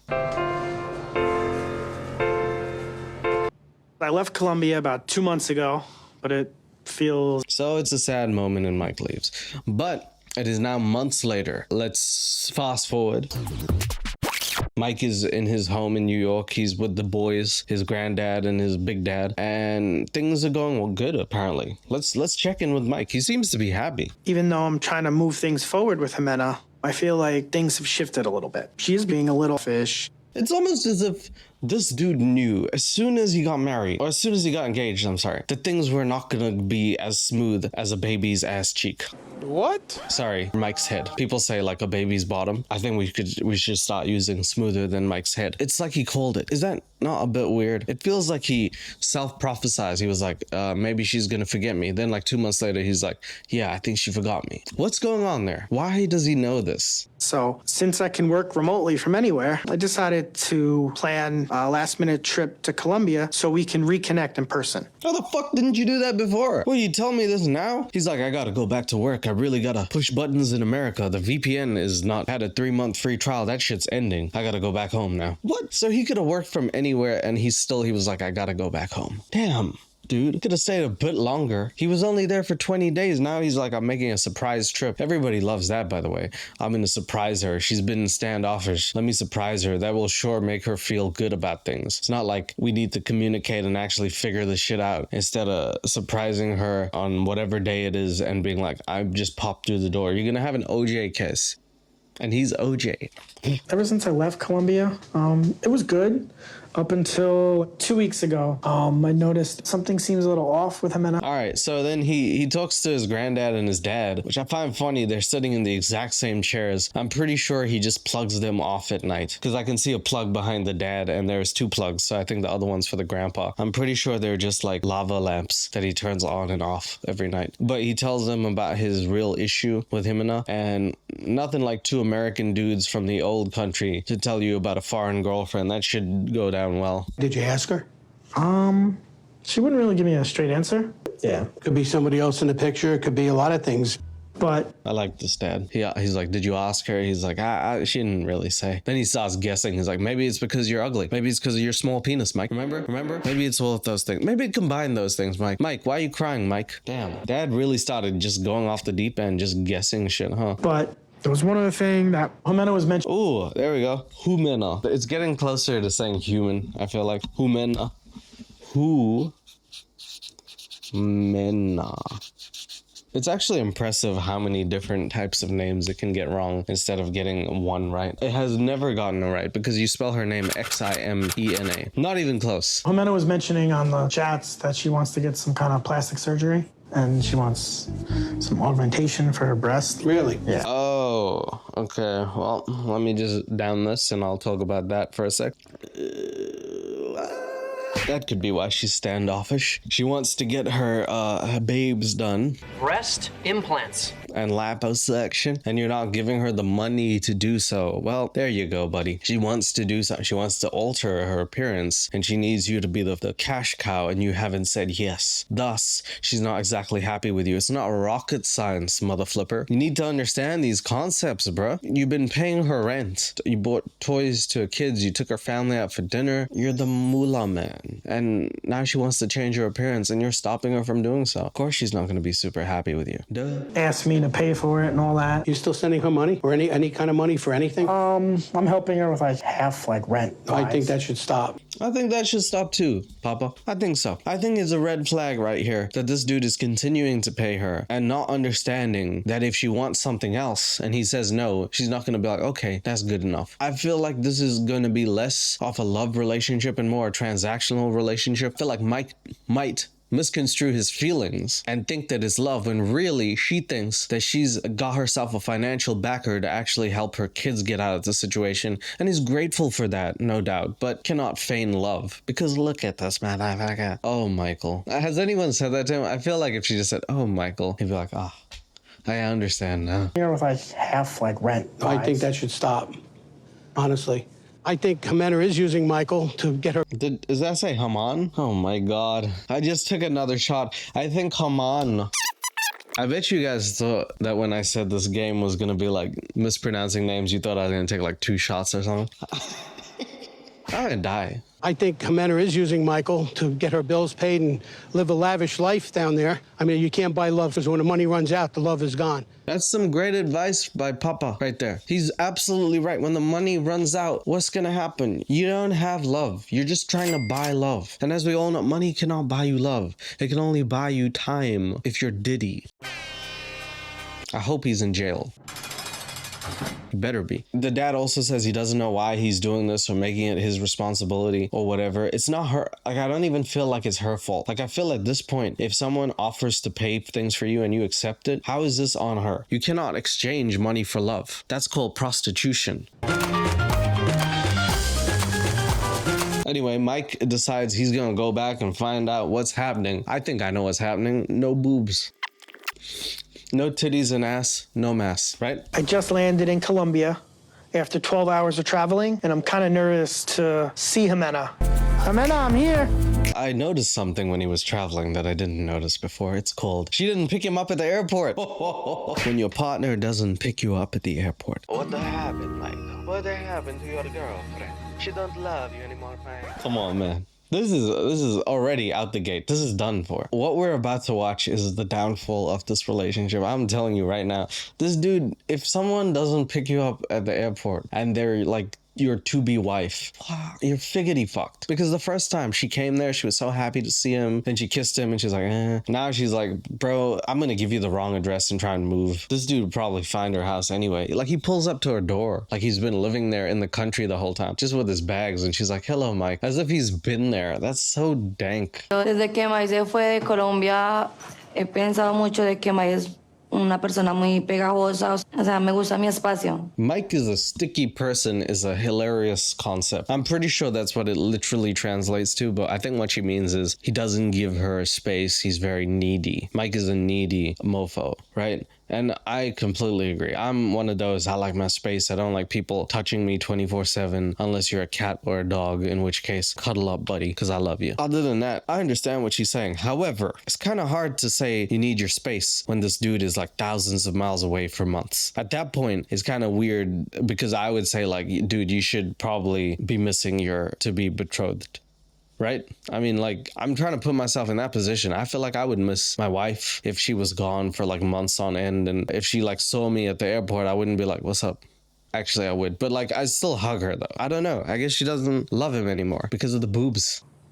Uf, huele como a popó. Look at how they're sitting. That's like a divorced couple who's trying to settle in like a debt or something. This doesn't look like my husband came back from New York to finally see me. I'm gonna give him that good gushy, ushy.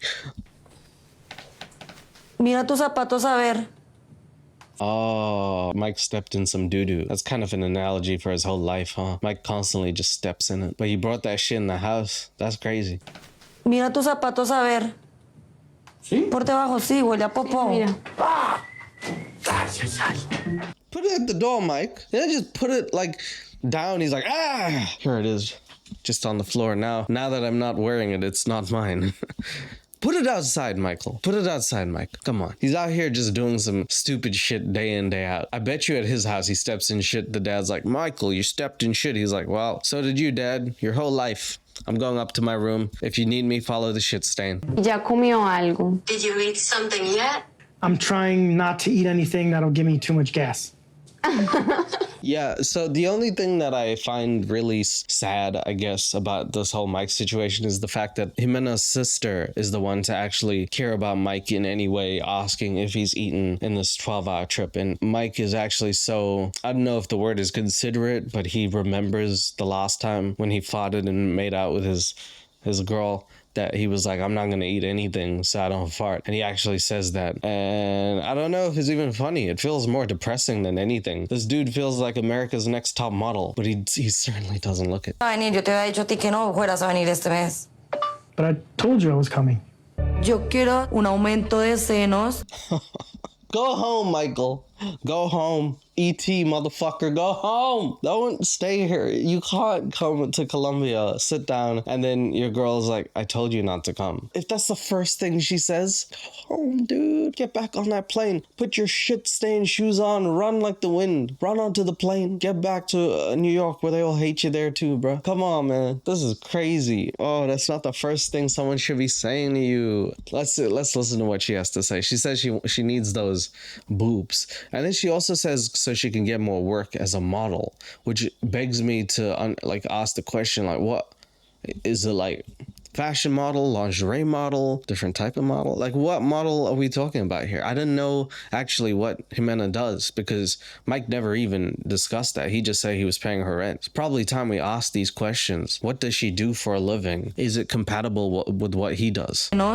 Y remarcación de abdomen, puedo hacer como trabajar como modelo y puedo tener como más oportunidades. Because I don't even think that this dude would allow her to be like posing in certain situations. He seems like he's such a fickle human being that if he saw her doing something like that, he would be opposed to it. Now, I might be wrong, but like, I don't know, man. I don't think that this is the most like, yeah, do what you want kind of guy. He seems like this should be my way. And the only reason he's not getting it his way is because she's such a dominant personality that he has to be submissive, whether he likes it or not. So I don't know about this. Le conté a Mike, no querían darme el dinero para pagar mi cirugía, entonces yo pedí un dinero prestado. There's a lot wrong with the sentence. I'm going to read it to you. It says, I money from a drop by drop and I had a surgery for approximately a few days, but I couldn't because I found wine. So this is what it's like, huh? To be a non-English speaker and turn on subtitles and then hear me speak. I understand now.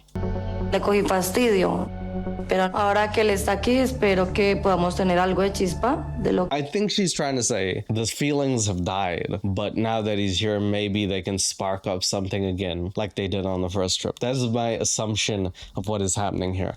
But she's clearly affected by the fact that she isn't getting what she wants in terms of her boobs done because Mike doesn't want to pay for that. Because Mike says it's all natural, baby. He wants it to be like that, but he doesn't understand. It's kind of not about him. I don't even know if she's doing it for him. I think she might be doing it for her since she said it's for her job and not because she wants Mike to have something to play with or something, you know? So that's a big thing that I didn't even know. They need to talk about that. It's not even, you know, like, because maybe the dress size changes. I don't think that changes. I feel like I'm tripping. Que tuvimos el primer viaje. It seems like you're surprised that I came, but... Mike, if you have to ask this question, you should know the fucking answer, shouldn't you? If she kissed you when you came into the door and she said, mi amor, give me more, let's close the door. Like, if she says something like that, you know, maybe she learned a couple English words, like, get the baby oil, let's have a freak off, something like that. Then you'd be like, cool, I know that you're into me. I feel like daddy's home now. But instead of that, she's like, Mike, you shouldn't have came here. You're also wearing some dog shit on your shoes and possibly yourself. Get out of my house, Michael. Two different things. Two very different things, Mike. Bien. O sea, normal. Okay. Does it look like it's a good thing? It's almost like she's in a deposition. You're like, are you happy? And she's like, normal. Really not good. No bueno. Sí, no. Puedo salir esta noche un rato a un club. I'm not too tired, but I do have to work tomorrow. I have to get up early, but I'll go out with you for a little while. Okay. So then she says some crazy stuff right there. She's like, I want to go to a club. First night he's back. And she didn't say, we should go to a club. She said, I want to go to a club. And he's like, well, I'm not doing anything. So I'll come with you to the club. And almost reluctantly, like you could see the body language, the hands are on her head. She doesn't really feel like she wants him to, but she's like, all right, fine. That's crazy. She's going to a club. First night you come back from your trip. Two things are happening here. She's disrespecting him, right? That's pretty clear as day. And he should be able to say, no, I don't want this disrespect. It's bad enough to get disrespected. But on her end, I feel like it's gone. Someone needs to tell someone that this is not going to work out. It's just a matter of time. This is a ticking time bomb. And I'm watching it. So anyway, they go out and party. I kind of wish they put the cameras there, but I guess if they were in the clubs of Colombia, everyone would be like flashing them. I have no idea what the clubs would be, but like 90 Day Fiance didn't show that. Anyway, it's the next morning. Mike's up early for work. He went back home early and he is unable to get Ximena up because she's been sleeping because she got a little hangover from drinking. I don't know anything about that because I'm a sober man. So I definitely feel a little hurt, that my first night back, I came home alone. Why did You look like you're from Home Alone, like if the kid had cancer. Anyway, look, Michael, it's day 2 that you're here. Day 1 was not good and it was only an evening. She left you to be at the club. You gotta realize this is not working out. I know that you want her so badly. This might be the only girl. I understand. And if it was love, then it's a different story. But right now, all I can hear is the story of you're paying her rent, you're paying her bills, you bought her this and that, and she wants titty surgery. You're not gonna get her that. So now she doesn't really want to hang out with you. What does it sound like it is? It sounds like a money relationship, Michael. On the phone, she probably got you as Money Mike or something like that. And that's not a cool name if you're the husband. Yo me quedé porque quería quedarme todo el rato tomando más. Did you spend time with any men or anyone? Hombres. Oye, había muchos hombres. So he then asks, were there any men at the club? And she says there was a lot. She clarifies and says, like, that's kind of like the norm. I mean, men and women party with each other. It's nothing unusual. And I think that Mike says it's okay because he trusts her, but it doesn't feel like Mike is very sincere in his actions towards her about stuff like this. It's not like, oh yeah, don't worry, you're at the club, I'm more worried about you getting home rather than have you been out with someone. It feels like Mike might be a little possessive and not in a good way, but he's kind of not happy because she left him. She went out drinking, she has a hangover, and now he has to do work, and it's his second day in Colombia. It seems like she's not as happy to see me, and it feels like she doesn't have me as a priority anymore. So things are not going too well in the first few days, right? Vin Diesel over here looks like he's trying to figure out what has happened and what has changed. I think it's pretty evident what has changed, and Ximena is not really reciprocating any of his love. She doesn't even seem to have the same feelings that she did when he left, because she was crying when he left and now she's crying that he came back. Seems like a whole different person right now. But today is the dress shopping day. Very weird for your husband to come with you to the dress shop. Usually you need to actually go with your girls and like family or whoever it is, but I think the groom's not supposed to see the bride in the dress, otherwise it's bad luck, I believe. But for whatever reason, Mike says, I'm gonna be your best lady, first woman. What do you call them? Bridesmaids, right? I'm gonna call them first womans. So he goes with her and he's like, you don't need your family. And it's actually sad because Ximena actually wants to go with her sister and mom, but they couldn't make it that day. And he's like, today's the only day we're going. So he kind of pulls a Diddy move on her. Me haya estado interrogando de por qué me acabas. Y ahora él quiere llevarme a comprar un vestido de novia. Aunque mi madre y mi hermana no están disponibles. Kind of weird though, right? Like, I mean, you'd want her to like see it with her sister and mom, or like some of her girlfriends or something, because you'd want to be like, this is your moment, right? The marriage is like, obviously it's both of our moments, but like you need to have your thing. You need to feel like you're a princess or a queen. Like you need to have that period, because ideally you only get it once if we do it right. So you know, you got to pick something that is just something you imagined. And I feel like if I was there, it would be kind of like, I don't know, I'd feel like I'm restricting someone. I'm kind of hoping that when Ximena sees herself in a wedding dress, it kind of makes her happy again and just... What, jogs her memory? She's like, oh shit, yeah, I'm getting married? Seriously, dude? This dude is actually trying everything, isn't he? Once she sees herself in the wedding dress, she's gonna be like, I have to get married to this motherfucker. Okay, let me just switch that switch on. I'll just get back to loving you. Brother, she's not gonna see herself and then willingly get back into the mood of love. This is not how love works. That's such a dumb thing to do. I was wondering why he was coming there. And he was just like forcing her into loving him again. Again, he's sounding like Diddy. By the way, I just watched the Diddy documentary. He's so as a person. It'll show me that she really does want to marry me. Tenemos a Sirenita con cuello. O tenemos acá. So Mike decides that he's just not going to look and going to turn his back around while she shops for it, which... It feels like you're putting more pressure on her because now she's got this dude waiting, just sitting in the corner like a weirdo. And she's picking her dress out and like you can hear it and everything. And he's just there. I mean, I don't know if this is supportive. Something about it just feels like you're rushing this girl. It feels sort of like, I don't know if manipulative is the right word, but it just feels like passive as hell. Sí le gustan los velos. Me encanta. Me encanta. Pero algo me impide disfrutarlo tanto como debería. La verdad es que no estoy feliz con Maya ahora mismo. Maya? The truth is that I'm not happy with Maya right now. Another one for the books, I guess. Damn, Maya. Yeah, well, you know, it's true though. She should be happier with Maya because if it was right, you'd feel like you're completely in love with Maya. But the fact is you're not. So you got to ask yourself why. Is it because you're not attracted to him? Because that makes sense. Is it because this is a money relationship? Because that also makes sense. She's just saying like she looks like a princess, but she doesn't feel like one. And as we all know, you can't feign a relationship on looks. That's why social media constantly lies to us. I'm not really this color. I'm white. Bet you didn't know that about me. Y hay algo que necesito discutir con él. Yo te quiero decir algo. ¿Por qué si vas a pagar el vestido para mi operación, tú no me quieres dar el dinero? Now comes like a specific question. She loves the dress. She puts it on. She says, cool, I have a little hypothetical for you. Why would you be willing to pay for the dress for me, but not for this boobie and this boobie? Because the dress might be more than the boobies. I don't actually know, but like... I want to tell you something. If you were going to pay for the dress, but for my operation, you don't want to give me the money. That's a valid question. I feel like he'd argue because he wants to marry her, not see her watermelons grow. Yo no me estoy operando para May, yo me estoy operando es para mí. No sé por qué no entiende eso. He's like, I like you the way you are. And she's like, yes, but it's about me and my confidence. And I mean, it is her body, right? You can't really say, no, don't change that. You can tell people you don't want them to, but I feel like there's something going on here because maybe it doesn't seem like she's not confident. It seems like she's a confident person. She just wants to do that so she can sort of level up in her career. So you got to ask the question, what career could you have in which your fake boobies play a role? And I feel like there's not that many, but I think we know which careers there is. You know what I mean? Kind of getting closer to what I think is happening here. I feel like Ximena is almost giving me like an ultimatum, because if I don't pay for the surgery, there's no wedding dress. Yeah. Boobies, and you get some boobies, or no boobies, and you don't get any boobies. That's the ultimatum in Ooga Booga terms right there. So it's 2 times boobies or 0 boobies. That's your choice, bro. You can't just pay for one. Trust me, I've tried.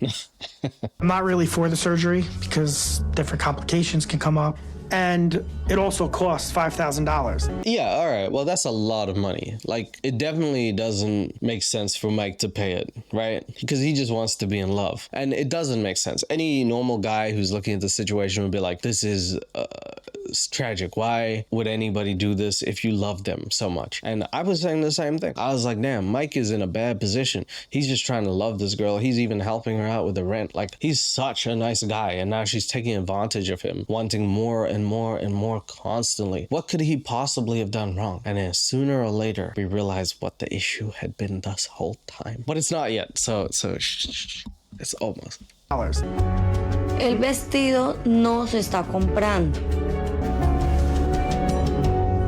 Yeah, so that ends with, if you don't pay for my surgery, I'm not getting married to you. Which again, doesn't sound like a very wife thing to say. So I would say this is the 4th or 5th red flag. If I'm Mike and I'm in this situation, I would say that's enough for me. I'm out of here. I'm gonna take my L. I'm gonna hold that. I might even smoke a L and then just, you know, get back onto social media. Maybe if Mike hits the gym, something like that, you know. Imagine a swole 5'4" Mike. It would look like a gnome, really. I mean, I think some girls might like that gnome type body. Pretty cool, I'd say. Since I've been in Colombia, the kids have been sleeping in the bed with us. So we haven't even been intimate yet. Oh no, Mike. Not you looking like Vin Diesel and not getting it. That's shameful, Mike. You gotta do it for the family. You gotta make a family if you can't do it for the family. Vin Michael. Go get her, Mike. Doesn't want me in the bed with her, and that makes me feel like we're getting even more distant. Are we? Well, I'm not your therapist, and I'm also not a mind reader, but it doesn't take either of those 2 things to realize if your girl doesn't want you in her own bed, maybe you are getting more distant. Mike, you think it's Pangea, it's moving so slowly. It's actually moving faster than you think. You are getting more distant, Mike. It is not the same place. You're not even in the same bed, Mike. She didn't even want you in her house. You're looking like Vin Diesel. If you can't get it looking like Vin Diesel, then you're probably looking like Vin Weasel, okay? So you gotta stop, Mike. She's gonna make you sleep in the bed with her kids. That's gonna be crazy for you. Please don't let yourself do that. Are you going to be intimate at all on this trip or no? No quiero. You don't have to wait for the translation on that, Mike. Pretty sure I understood what she said, and I don't speak Spanish. He's like waiting. He's like, no quiero. Oh man, I hope she says yes. Damn it. What am I gonna do now? Tú eres raro.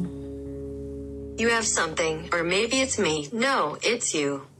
You are weird. Yeah, that's an emotional damage moment right there. Having Google Translate say it, and Google Translate said it weirdly. You are weird. Damn, Mike's getting all, he's catching strays too. He just said, are we gonna be intimate? She's like, you're a weird person. I don't know why I said yes, but I did. Kind of crazy thing to call the person who you said you're gonna marry weird, like after they come back. That's wild. This dude is definitely, like, he must be confused now. No me gusta que estés ahí encima mío, Adrián. Oh, wow, hold up. I don't like you being there on top of me. Oh, damn. Understandable, though. Me gusta que estés ahí encima mío, Adrián. Si voy para un lado, tú haces lo mismo. Si yo dejo de comer, tú dejas de comer. If I stop eating, you stop eating. Oh my God, I thought if I stop eating you, stop eating me. Si a mí no me gusta, a ti tampoco te va a gustar. O sea, me imitas. You do the same. If I stop eating, you stop eating. I don't like. Neither you like it. I see what she's saying. He's kind of like just on her ass this whole time, and not in a good way. He's just constantly being too much. Overbearing is what we call it. Mike is being overbearing, and she needs her space. And even people who don't like affection and stuff like that, even people like me who are cold inside, really, when someone that we really truly like or love is in our lives, it doesn't matter. You wouldn't say that. Like, I understand she's definitely not in love with him, because if you truly care, you're still like happy and appreciative of someone, and you just let them know, like, look, this is not the type of person I am, but I can see you making this effort, and it's really nice. I've never had that issue ever where someone was like, ugh, just get off me, dude. People either get it or they don't, but like, if you truly care about someone, there's no way you're gonna be calling them weird and being like, you're too much for me. You're never too much for the right person, but the wrong person, you absolutely can be overbearing. And it's become clear as day, man. I mean, he's got his Vin Diesel sex outfit on, and she's not going for it. There's nothing more he can do.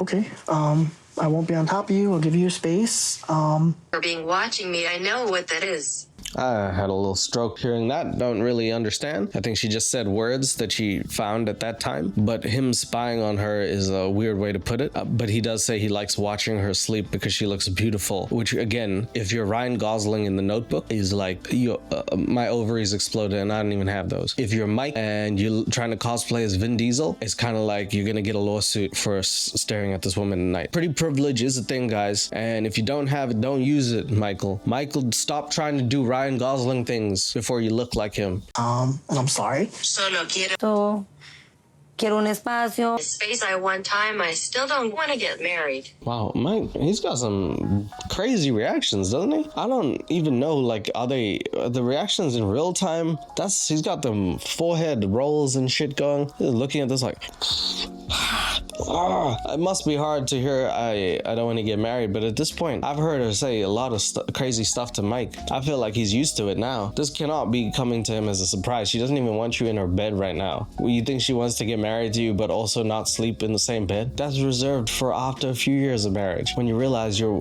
husband is just a big oaf. Right, Mike? Not yet, no. But I really just need to know, do you love me? Estoy confundido. So Mike keeps pushing. It's the worst thing to do. It's like when you can feel someone slipping away, they give you the answer, right? And then you keep asking, and they have to make it clearer that they want to set a boundary. So they're gonna say some cold things, and the more you ask, the more they're gonna tell you. So you gotta brace yourself. So he asks, do you love me? And she says, well, she kind of says no, basically. Porque te quiero muchísimo. ¿Me amas? No. No te amo. I do not love you. Yeah, pack it up, Mike. Pack it up and go home back to your grandpa and dad. Get on that American Tinder. It's bound to be. If Big Ed can get a match, so can you. Come on. If Colt is getting these bitches, you know what I mean? Like, Michael, come on, man. Get yourself a job. Do something, Mike. Damn. Fight them fires, Mike. Live a life of beauty. God, I don't even know what to tell him. Just go home, Michael. Pack your shit. It's over. But you always told me that you love me. Stop asking questions, Mike. She's not. You shouldn't ask these questions, okay? She seems done with you. She's holding the teddy bear. She's actually holding it and stroking its head. So she's giving the teddy bear more love than I've ever seen her give you. And you're trying to question this situation. This is either going to be a breakup and you need to get all the answers, or you gotta go. But sometimes, and a lot of times, you don't get closure in situations, Mike. Nobody's actually granted closure. Nobody is owed that. So you gotta leave, buddy. Leave while you still have a little ounce, an iota of grace. No te puedo amar. Amar a una persona necesita mucho tiempo de convivencia. Aprecio. pero no me siento bien con él, que hay cosas. The fact that you're in Lightning McQueen's bedroom right now, dressed as Vin Diesel, and there's gotta be some sort of Cars joke that I just can't figure out because I'm a little too tipsy right now. That's a tough situation to be in. I don't even know, like she literally, she was like, the kids will sleep with me and you sleep in the kids' bedroom. That is really, that's, you know what I mean? That's reserved for people who do some horrible shit, not for people who paid the rent and actually come to the country to see the person who they're engaged to. Mike, you gotta really question yourself. You gotta actually get back home. This is when Mike starts asking the producers. He makes some decisions. He actually calls backup and he calls his friend, the one that we saw earlier, who he was with back in America when he was buying toys for. And he's like, tell me, what should I do? Because for some reason, Mike cannot formulate as a 34-year-old man, maybe this is not a good relationship for him. And I get it, man. He hasn't had much experience. He's trying to hold on to this every last bit. Maybe you do need to call your friend. But if your friend says, come home, you gotta come home. This is ET situation, Mike. It's just confusing to me because she's taking selfies with her kids, Mike. She's happy. You're in bed. Lightning McQueen's going ka-chow in your face, okay? This is a bad situation, Mike. Whenever you find yourself as a grown man in a room full of Disney characters and it's not your bedroom, one of two things are happening. You either got kicked out of your room by your girl or you're gonna be arrested for the rest of your life. Call your friend, Mike. I love you, now she's changing her mind. There's many doubts. I just want to know what those doubts are. This, and this. And she's not going to understand it. The worst part about some of these relationships that I see on the show is when they tell the producers or their friends all of these things and they confide in them and they're unable to talk to their own partners. As I've learned, communication is the number one and foremost thing in a relationship. If you cannot communicate that, then you don't know where you are going. Like, you have no idea, because what she wants is completely different to what you want. She wants two titties. You want two titties in a dress and that says, yes, I do, and I want to spend the rest of my life with you. But she don't want that. She doesn't know you. She said she doesn't know you. She's grateful for everything that you have done, but I don't think it's love, Mike. And I feel like it's time you realize that. How more clear cut can it be? She's displaying love in her bedroom. You're displaying lust in her kid's bedroom. She needs space. How does somebody who's in a long distance relationship, like literally another country, need space? Now, John is he's what I like to call a dope ass guy. He completely understands. He's like the big brother almost of Mike, which is ironic because Mike is a big brother to two of his little brothers who are also spiritually big brothers to him. And he pretty much says, John is like, look, he says exactly what I say. You can't be in a long distance relationship and say the words, I need space physically. Like, it just doesn't even work. At that point, you guys have some sort of relationship strain that doesn't work out because something doesn't make sense there. It shouldn't be that you need space in a long distance relationship. That already pulls into question so many things. But now that you're here in person, you might as well figure out what the situation is. A big red flag. Right now, she knows she's got you by the bro. She's got you by the Harry nutsack is what he said. Harry McClary fat nuts. Created the situation. Control it. Because if not, it's going to control you. Oh my god, is he talking to like white Buddha? This dude, actually, that is such a dope line. You created the situation, now control it before it controls you. That's some Confucius shit. And Mike is pretty confused because he doesn't understand what to do. But really, I feel like it's pretty clear cut. You gotta say, this has been fun. I had a couple good sex. I farted in your face while we made out. That's gonna be a story I get to tell everyone. I'm gonna move on now. Because Mike, he seems like a good dude. And if he's a good, decent fellow, some people are actually gonna like that, okay? As you get on in years, people start realizing it is very hard to find loyal and beautiful people. Now, Mike not maybe one of them. I don't really know where he is, but if he was a good dude and he could just work on himself and actually not try and buy people's love, I think he would be a pretty good guy. If you want to have a girl that's just going to use you for certain things, sex and love and attention, get that up right here in the comfort of our own home. Confucius is right. That's absolutely, you don't even need to take a plane ride to get that stuff. If that's all you want, if it's transactional and completely manipulative like that, why even take a flight outside? You can do that anyway. The second you want it to be real is when you're actually doing things for people, but they need to do things for you back and you need to see that. I mean, if she gave you that chain, now you look like Vin Diesel, but like, besides that, what has she done for you? And that needs to be a thing. If she's gonna say all these things and do all these things, your relationship doesn't even seem like it works on paper because you want kids and she doesn't, and there's like 10 other things. You guys have huge differences. Is it really a good relationship? Is it? And do you need need to constantly ask your friends, because I feel like you know the information, you're just refusing to believe it. Just so I'm not missing anything in translation and just trying to get her true feelings. I know she'll do it for you. All right, so even though White Confucius over here explains exactly the situation with like 99.4% accuracy, he's like, yes, but can you get your girl to actually translate for me so that we can have like a conversation and figure out if she really is saying I love you or I don't love you. It's almost as if Google Translate wasn't clear enough and he needed another person to sit in on this conversation to tell him point blank she doesn't love him, which is exactly what happens. John is such a good friend that he's like, yes, my wife will do it for you. He's just gonna hear it in like 4K, like with someone else being like, yes, confirmed, she doesn't love you. You're bringing another awkward situation to light because someone's wife is gonna be like, yeah, I'm sorry to tell you, Mike, she said you have a small ding dong, which is information I didn't want to know, but she said she couldn't even find it with a microscope. I was gonna say magnifying glass, but both, I guess. No, man. Maybe you're looking for the light at the end of the tunnel, but the only light at the end of the tunnel that you need to see is the light up your asshole when you're searching for new meaning or something, because you honestly, this is a wild goose chase. This is a witch hunt up your bum. What are you expecting to say? Do you think maybe you possibly said something like, I do love me, and she was like, no te amo, and then once someone actually says it in Spanish, she's like, oh, sí, te amo. Oh, my bad, Mike, I really meant to say I do love you, but I couldn't understand what you were saying. That's the big issue. Do you not think the body language or anything else, the actions that she's displaying, are indicative of her feelings towards you? Nothing, Mike, nothing? All right. Or for the plane back to New York. Hey, Nelsie. Hi, Mikey. Ximena's right across the table from me.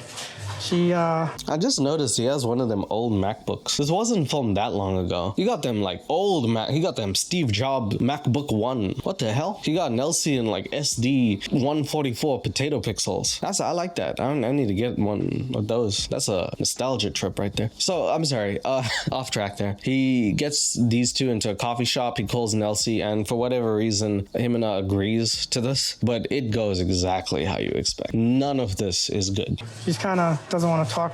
Why she doesn't want to say hi now? I don't know. Nelsie, what was exactly... I'm gonna write this down because her name is Nelsie, but they call her Nelson, which I mean could be her name, and maybe it's like a cute thing that they call her, but I'm gonna just put down Nelson. I'm gonna take another shot. Sorry, let's go. She doesn't like that.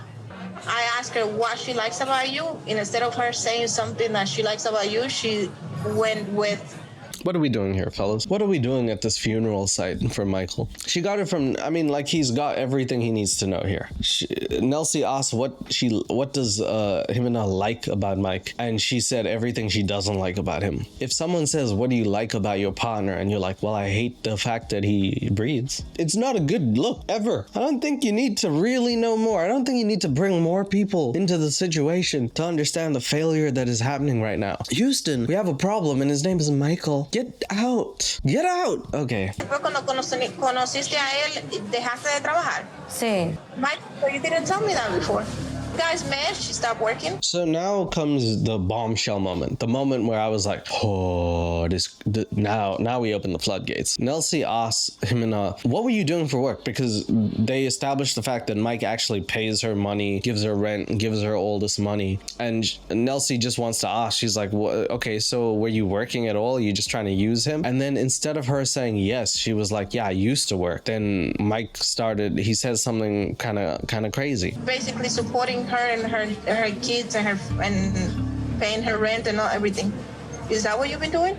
Yes. I mean, it makes Mike seem like he's an even better guy, but I gotta tell you right now, there's one more secret to add to that. She did stop working. She wasn't working when Mike was there. She stopped working. And then Mike said, I'm gonna be a good guy and I'm gonna pay for everything. So right now, he seems like r/nice guy's nicest fellow. And he looks like it too. He looks like a Redditor mod, a Discord mod. He looks like a moderator of some sort. He looks like a dad. Anyway, this dude is like the nicest guy ever until you find out the secret that is coming so soon, and it's gonna be sweet. I just don't want to spoil it if you haven't watched it already. You stop paying for all her stuff. She's literally disgusted by you. Yeah, you know, Let's talk about the fact that if you're starting to pay for all of someone's stuff, I'm not saying that you can't have love in that situation and they can't like give you other things within that. That is part of a relationship in some aspects. But if you're starting the relationship and this is the narrative that you choose to pursue, then that is how people take it. Like, this is why first dates are important, right? You meet someone on the first date. Let's say you had an English accent. You're like, hello, my name is Kyle. And they're like, oh, wow, that's really cool. And then the second date, I'm back to normal. I'm like, yeah, anyway, my name's Suvi and I'm just sitting eating a burger. And then she's like, holy shit, you're a crazy person because you said your name was Kyle and you put on an English accent. That was your first impression. So what I'm trying to say is that if his first impression was, I'm gonna pay for everything for you, one, it feels weird if he takes that away. Two, it sort of predicates the relationship. This is what I want this to be, me taking care of you financially. And then it's like up to Ximena how she wants to perceive that. It's kind of pretty easy to be like, yeah, maybe I don't feel love for you, but you're offering me something that not many people would, or a situation that is rare to me, so of course I'm going to take it in any case. It's sort of like foregoes love in a way. So if you want love, it's kind of like it's going to be hard for her to develop love that she might not have, but also say no to something that she absolutely wants. You're putting her in a bad position by putting yourself in a stupid position. You kind of ruin it for everyone, dude. It's easier for someone to say, no, I would move on if you didn't offer me money, and you're like, well, I would not be here if you didn't give me love. Cool, let's not do this. Pretty much how we're supposed to deal with this, but this is why we're in this huge entanglement here. I don't think she's happy with you, and I don't think that she has love for you. She's not there for the right reasons. All right.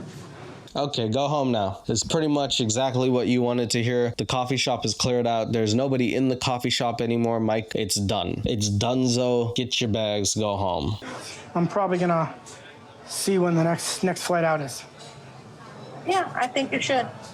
I just want to say, I'm going to give you... Very good. Mike's actually thinking correctly. He's going to go home. I think it's over. It's best for everyone. Ximena's not even fighting this. She's okay with this. Okay, cool. I'm glad. I just hope we could still talk and just be friends. Do you want this to be finished? Solo quiero un espacio para pensar bien las cosas. So, Mike, actually, I think this might be the only time in the story in which the manipulation comes from... Well, actually, they both manipulate each other a lot, but this is the one moment where Mike almost makes it out. He says, maybe we could just be friends. I think I'm gonna give you space and go home. And it feels like the most normal reaction, one of the reactions where I was like, oh, Mike's actually a good guy. And then he asks her one more time, do you want this to be over? And she says, let me just think this through. And I think what goes through her head is the fact that she knows Mike is doing a lot for her in terms of paying and stuff, and maybe she is like, I don't want this to end. Maybe I'm not sure where this is gonna go. Let me think about it. Because of Nelsie saying all these things, she wants to prove her wrong too. So she kind of wants Mike back already, which is bad because she just wanted him to leave. Y tratemos de solucionar esto. Miremos a ver qué pasa. Tell her something. She said I could stay. So, okay, what happens is that Ximena is like, cool, let's work things out. Come stay with me. I'll finally let you sleep in my bed instead of Lightning McQueen's lair. He says, cool, they hug it out. Things are looking good. In the middle of walking back to their place, Nelsie calls again and says, look, I don't think you should stay at the place. You should stay at a hotel, because she was really disrespecting you. I don't even know what she said. I kind of wish I knew what she said, but it's bad if someone's wife has to call you and be like, don't do this to yourself. I have no vested interest, just other than being friendly with you. I don't know you, but like, don't do this to yourself. That's what she basically says. And then Mike starts listening to her, and this makes Ximena angry. And I think as a dominance of power, insertion of power or something, she's like, you're gonna listen to that bitch or me? I'm the one you love. I'm gonna bang you. And basically she takes control over Mike for a night. See if they have a girl for you. Because she's like disgusted with this girl. Marco, come on. Come home? I still don't understand how Mike lucked out with such good people in his life. That he's got brothers who care for him, a father and a grandfather who love him. He must be a decent human for people to care this much. His friend and his friend's wife care about him so much that his friend's wife's mother is looking for girls to set him up with. Dude, you should absolutely be on your knees just thankful that you have such good people around you from where you live. Then maybe you could start a good family and a community there. It doesn't have to be this way, Mike. You're making it harder than it is. And people are only trying to help you, not hurt you in this situation. Que tus amigos se tengan que meter en nuestra relación. Even look at that lady. That looks like the lady from Shark Tale when they're looking at like Mrs. Robinson or whatever her name is, and she's like in the shower. Remember that scene from Shark Tale? She's got that little shower cap on. This dude, you got that girl to say come home. Everyone wants him to come home. You know, even his wife is like, get home, leave, don't be here. So all of this is making Ximena mad because she's right there. She doesn't want other people to influence Mike, so she's gonna start doing her thing now. Simplemente le estoy diciendo, te doy un espacio. Here's the real bitch in this situation. It's not Ximena and it's not Nelsie. The bitch ass is the one holding the phone, not being able to fight his own battles, getting someone else's wife to start to stand up for him. Look, man, you're 34 years old. I understand you're in a compromised position, but at no point should you put this on someone else's wife to stand up for you, to say things like, you shouldn't disrespect me. That is up to you to do, dude. You can't be this little of a person to start calling other people and be like, look what they're saying. Look what they're saying. What should I do now? Look what they're saying. It's up to you to make a damn decision. You're a man. And if you knew what was right for you, you'd make that decision based on how you feel. ¿Y a usted qué le importa? Thanks, Nelsie. Bye-bye. Bye. Oh, that right there is a shot. That is a perfect shot right there. The cameraman knew exactly what he's doing. She's got one angle, it's Ximena's cheeks just sticking out on the 1/3 of the left hand side of the screen, and 2/3 of the right is a crouching Michael who knows that he's bound by that body. He knows, he's like, that's my girl right there, and if I ever get weak, I see them cheeks and I get strength. That is absolutely true. Michael looks at her and she is domineering over him. He's just a small man compared to her, and she knows exactly what to do with him. So she invites him back over to the place and says, you're your own man, make your decision. And he decides to stay with her. And you know what happens that night? Sparks fly. They bang it out, make up sex. But it's not for the reason that you think it is. Please turn me on. Wow, that's sexy. Wow, she doesn't even seem happy about it. She's like, all right, yeah, okay then. My heart is so invested in this relationship. My own man, and I'll stay for another. Dormir conmigo.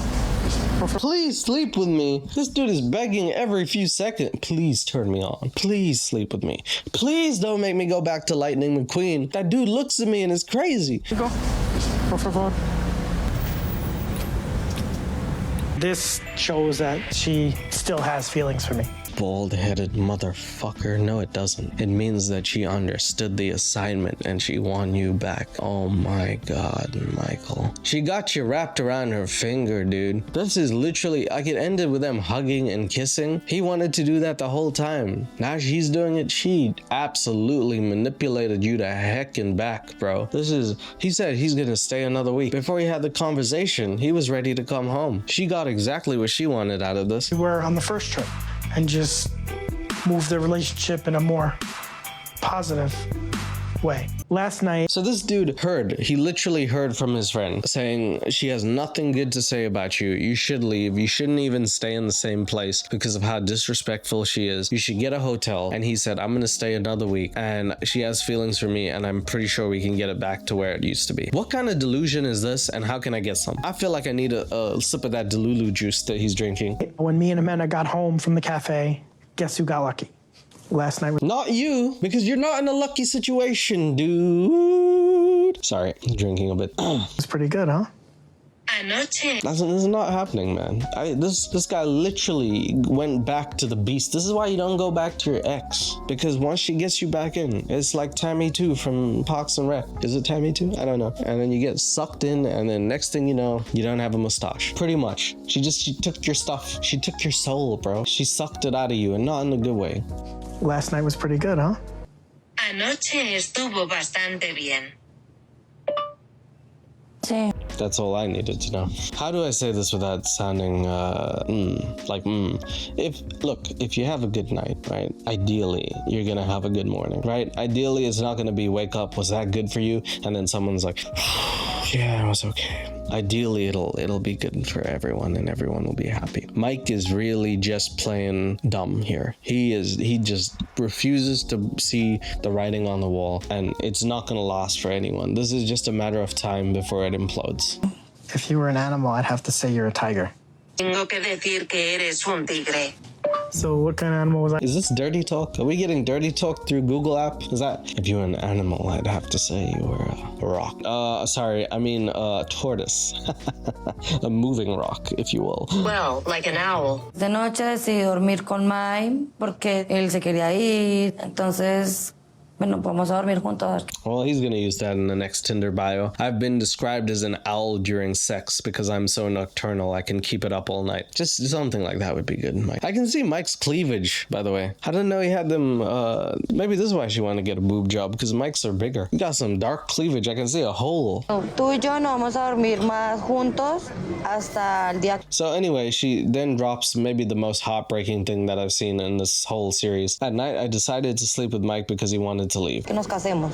My children don't sleep alone. I fix my children and you can't. It's probably the saddest thing that I've heard because it's the most truthful thing, and I actually appreciate the fact that she's being honest. Yeah, that's literally, she said, because he wanted to leave, I decided to sleep with him because it would completely discombobulate his feelings. He would think that she loves him again because she could do that. And I don't know, I honestly, I don't want to speak and say like, oh, women are like this or something, but I feel like it has been like, I feel like guys, when they fall, they really go hard, man. Like this dude he would never understand that it could just be sex. He could never understand that. Guy like him, no. And she must have disassociated or been like, it's temporary, it's what it is. And the next morning doesn't feel anything. And he's like, yes, I'm back in love. He thinks it's love. And she just wants him to stay, or like wants to manipulate his feelings, and did something that she knew would change his mind. It's hurtful. It's so tough to hear. I wonder how many times in real life that has happened to someone. They did something that they knew the other person would like, and it would change their mind or opinion so they could get what they are accustomed to having. Humans can be very selfish. Anyway, sorry.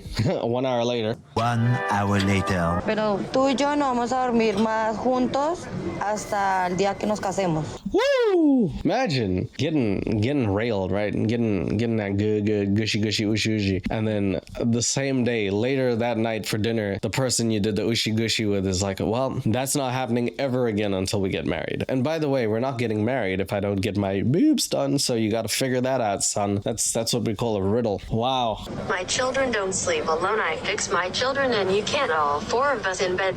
Dormiré contigo después del matrimonio. Another stroke by Google. And my children are 4 of them, and I fixed them so you can't sleep in this bed. Fixed my children. Dormiré contigo después del matrimonio.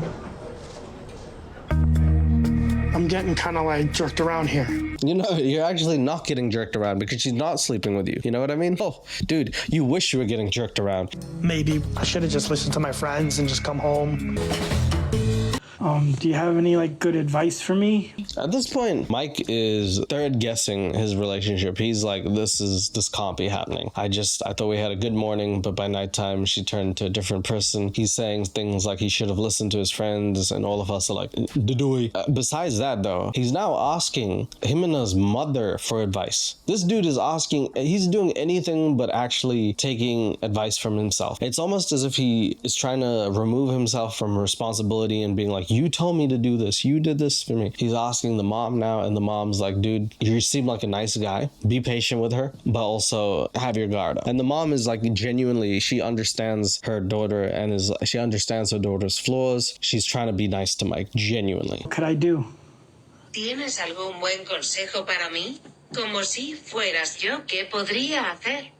Weird thing to ask like someone's parent, huh? Like if you were me, like, hey, if you were me, how would you, like your daughter doesn't want to sleep with me, right? So if you were me, like as a parent, like how would you try and like, you know, get your daughter to spread her legs? Cause you would know. Okay, so I'll leave. Ella tampoco sabe que es tener una relación seria. Pues esperemos de que ella recapacite y cambie. Mire que usted es una buena oportunidad para... It's almost like he wants to hear people say nice things so he can have that positive affirmation bias that other people are like, yeah, you are a good person in this, you are doing the right thing, she's the one in the wrong. I don't know if that's going to help him with the relationship. I'm not even sure to what end he's doing this, but he's constantly asking third parties for advice when he should honestly be taking things into his own hands. But now he's asked Nelsie, John, and Ximena's mother. I don't know, maybe he can find some dude selling ice cream outside and ask him to at this point. If you're asking me, which you're not, I'd say leave. Eres tan linda hoy. Gracias. ¿A mí? Te ves igual. I You look like SpongeBob. It's the next night now, and to make their relationship really work, they've decided to play pool. That's what happens when your relationship's on the rocks. You decide, let's play pool. That shit. If I win, we stay married. If you win, I will divorce. Everything's decided by a game of pool. I love it. Still hopeful. I really just want to work things out. And since I'm going home in a few days, I just want to take Ximena out. Oh, that's the worst one. Yup, I just want to take Cameron out one last time. Yo, it's been trying to get Ximena right. This is the first time it just said, fuck it, I give up. Cameron? Alright then, that's wild. Cameron, wow, that's genuinely disturbing. Two of us playing some pool games. Well, I'm pretty good. I'm pretty good. Mike says he's gonna take her out. He's gonna show her pool. Don't say you're good at something if you're not good at something, especially if you want to impress a girl. And she's gonna have expectations, and if you suck, it's gonna be worse. I've heard from girls, and I feel like from anyone, if you do something and you do it well, it is attractive, just objectively. So him missing every bowl and possessing almost no skill, and also farting while he makes out, being bad at lovemaking and everything else, it doesn't really add to his myth and his legendary status. He's like Kratos if they zapped him off the powers or something, you know what I mean? And he shouldn't be that. He should actually be someone who's like, yo, I can do this for you. I'm really good at doing maths. Maybe she'd be like, oh, impresivo. I just want to ask, you don't love me, you need your space. I just can't stop thinking that if I had a baseball bat, this dude he'd be on second base right now because I'd be chasing him with it. Are you serious? Are you out of your flippin' friggin' godforsaken mind, sir? Are you seriously gonna ask that question? You're gonna say you don't know if she wants you here or not? Are you even in this realm? Oh my God, you disgust me. Sir, you should know by now she doesn't love you. You should know damn well. Look at the shirts you're wearing. Nobody who's married wears those. your feelings changed when I stopped saying yes to buying everything. At a pool place. At a pool place. This is a conversation to have at a pool place. Okay, you got to take this back home, okay? You can't have when people have these conversations in public places, you got to not, okay? You got to be like, look, we have been fighting. Let's go to the place that everybody likes to fight, the pool, because that way it's harder for you to run away, and we'll be staring at each other naked, which makes us hard to unlove each other. Do it where everyone else does it. Do it on the toilet. I don't know. Just not at a pool place, man. That's sacred. Esto me ofende mucho, me da mucha rabia porque es una persona que lo quiere a uno no le dice esto, me está humillando, me está sacando. That's a very astute observation, buddy. Maybe it should actually hold some weight, and maybe you should explore that thought. Finally, he's asking the right questions, but I'll tell you what, he's on the wrong thread here, and in a second you'll understand why. That is a very good thought, but for the wrong reasons. Humillando, me está sacando las cosas en caro. Si May piensa que yo solamente lo tomo a él es por el dinero, realmente nunca me conoció. But I think he's right though. I think because you only did love him for the money, I don't think there was ever truly love there. I didn't see them kiss ever passionately. I don't know if I wanted to, but she one time admitted that she only did it with him because of him wanting to leave, and the other time she said it wasn't good. Maybe she did have some sort of feelings for him. Maybe they would have grown in time. But what I do know is that it doesn't seem like they're very, very capable of love, because she seems to have a lot of obstacles she puts in front of him. Whose fault is it? Hers? At the moment, yes. Not for long. Ahora en adelante seremos amigos, tú no me mandas dinero. You just want to be friends? That's it? After this whole year and a half? Oh my God. So it all happens here. It culminates and it ends in a bang. She says that she just wants to be friends. She doesn't like the fact that he's holding this whole "you think I'm in it for the money" thing to her, and she's like ready to just call it off completely. This angers Michael, which is ironic because a day ago he said, let's just be friends and I'll give you space. But I think his one was like, let's be friends for now and then we'll get back to it. Hers is like, let's call this off forever. And I don't think she's fully invested in this relationship. But Mike loses his shit. He actually goes ape shit now. Tú no serás más mi novio, ni yo seré tu novia. Seremos amigos si tú quieres. Okay, anything I paid for, I want to take back with me to New York. That's how you're gonna play it. This is r/nice guys right there. Anything that I paid for, I want back right now. Okay, well, if you don't love me, then anything that you can, you should be coming right back to me. Wow. There's a transactional marriage relationship if ever I've seen one. Just give me everything right back. It's almost like he knew this. He was like, cool, if you're not gonna love me, give me everything that I paid for you back. It's literally now showing his true colors. His true character starts coming out, and it is disgusting. Disgusting. Absolutely disgusting. Si tú te quieres llevar todo lo que es en mi casa, llévatelo todo.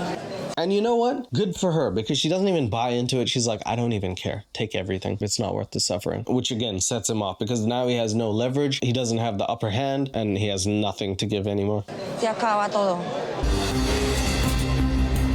What? So he does the only thing a grown man would do. He starts running like he's Forrest Gump. I'm done.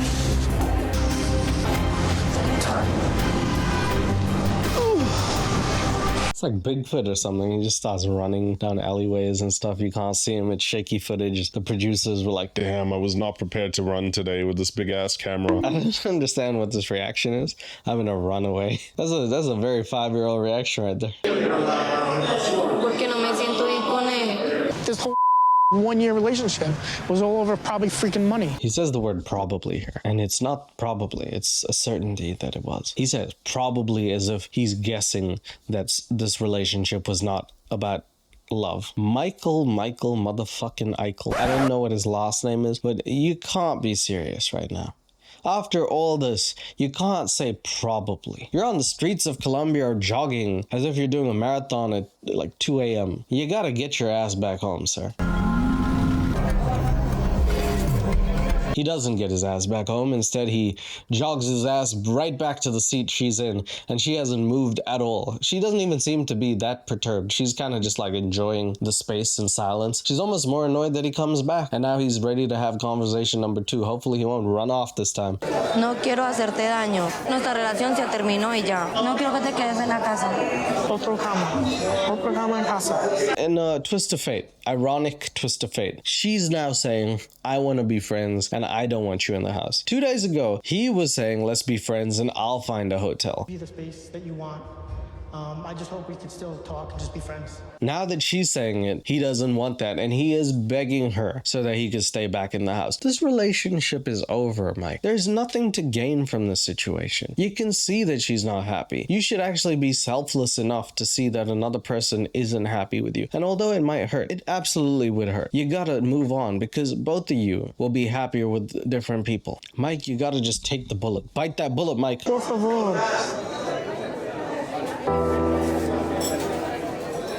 Okay, está bien. Never mind. He knows por favor really well. He knows how to say please. And he says it, and she's like, all right, you could stay here. But instead of sleeping in her bed, of course, he's back with Lightning fucking McQueen. Him and Mater are having a threesome. Ximena, I'm going to go pack my clothes. Voy a empecar mi ropa. Okay, está bien.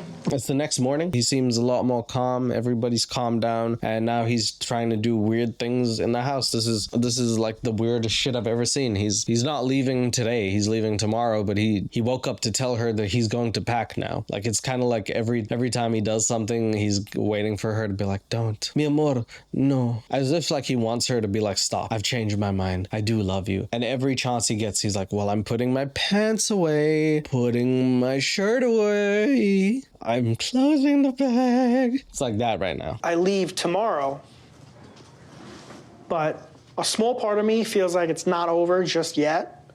You're stupid. A small part of him feels like it's all over. What is it? The penis? What small part? What are you talking about, sir? You're packing your bags. Why do you think it's not over? Because she told me I could still stay here until my flight.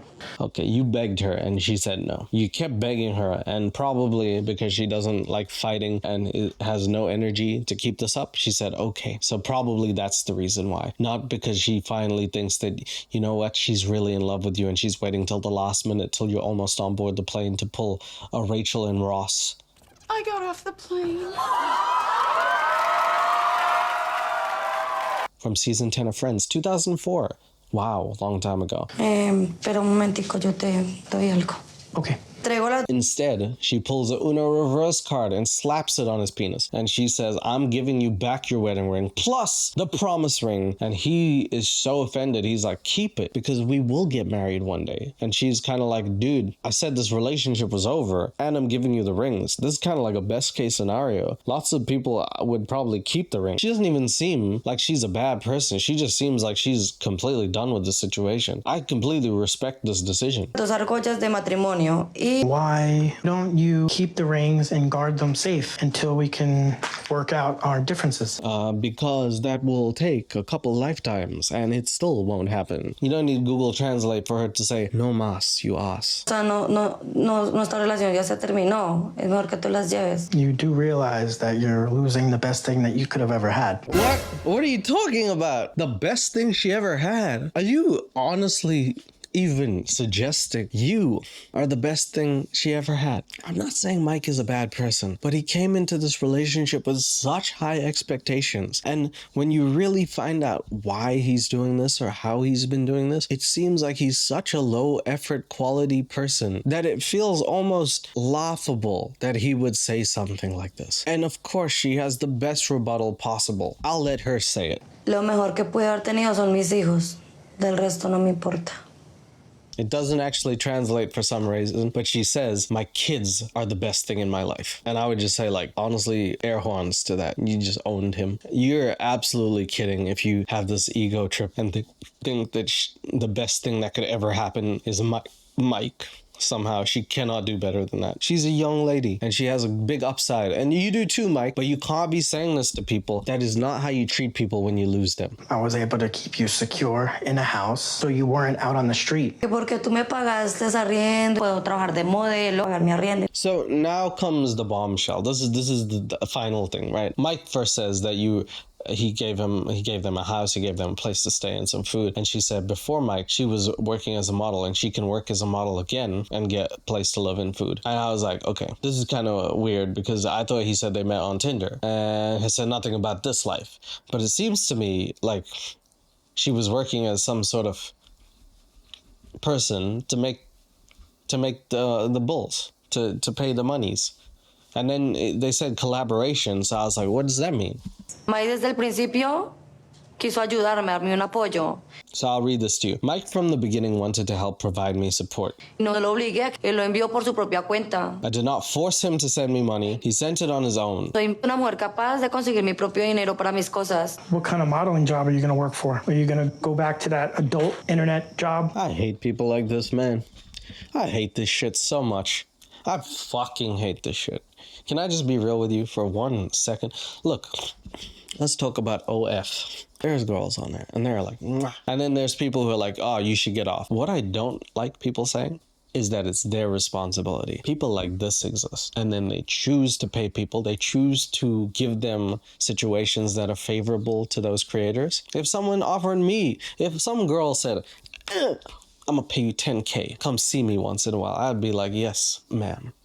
And then some. It is not an unreasonable thing to think that a human being would do that. What is unreasonable is judging them for doing it once you don't get what you want out of it. That is such a dick bullshit move to do. That you are such a horrible person if you start judging people just because you cannot get what you want out of it. Antes de yo conocer a Mike, yo comencé a trabajar de modelo webcam y así fue como lo conocí a él, a través de la página. There it is, guys. They didn't meet on Tinder at all. He said they met on Tinder. He lied to us within the first few minutes of us meeting him. They met on her model webpage. And then he actually took her off the site and said, I will pay for you to get off the site and only talk to me. This dude, from the jump, started a relationship in the most ill-fashioned way, thinking that it would serve him and they could finally fall in love. He literally thought he was going to take her from that position, and because he did that, she would give him everything.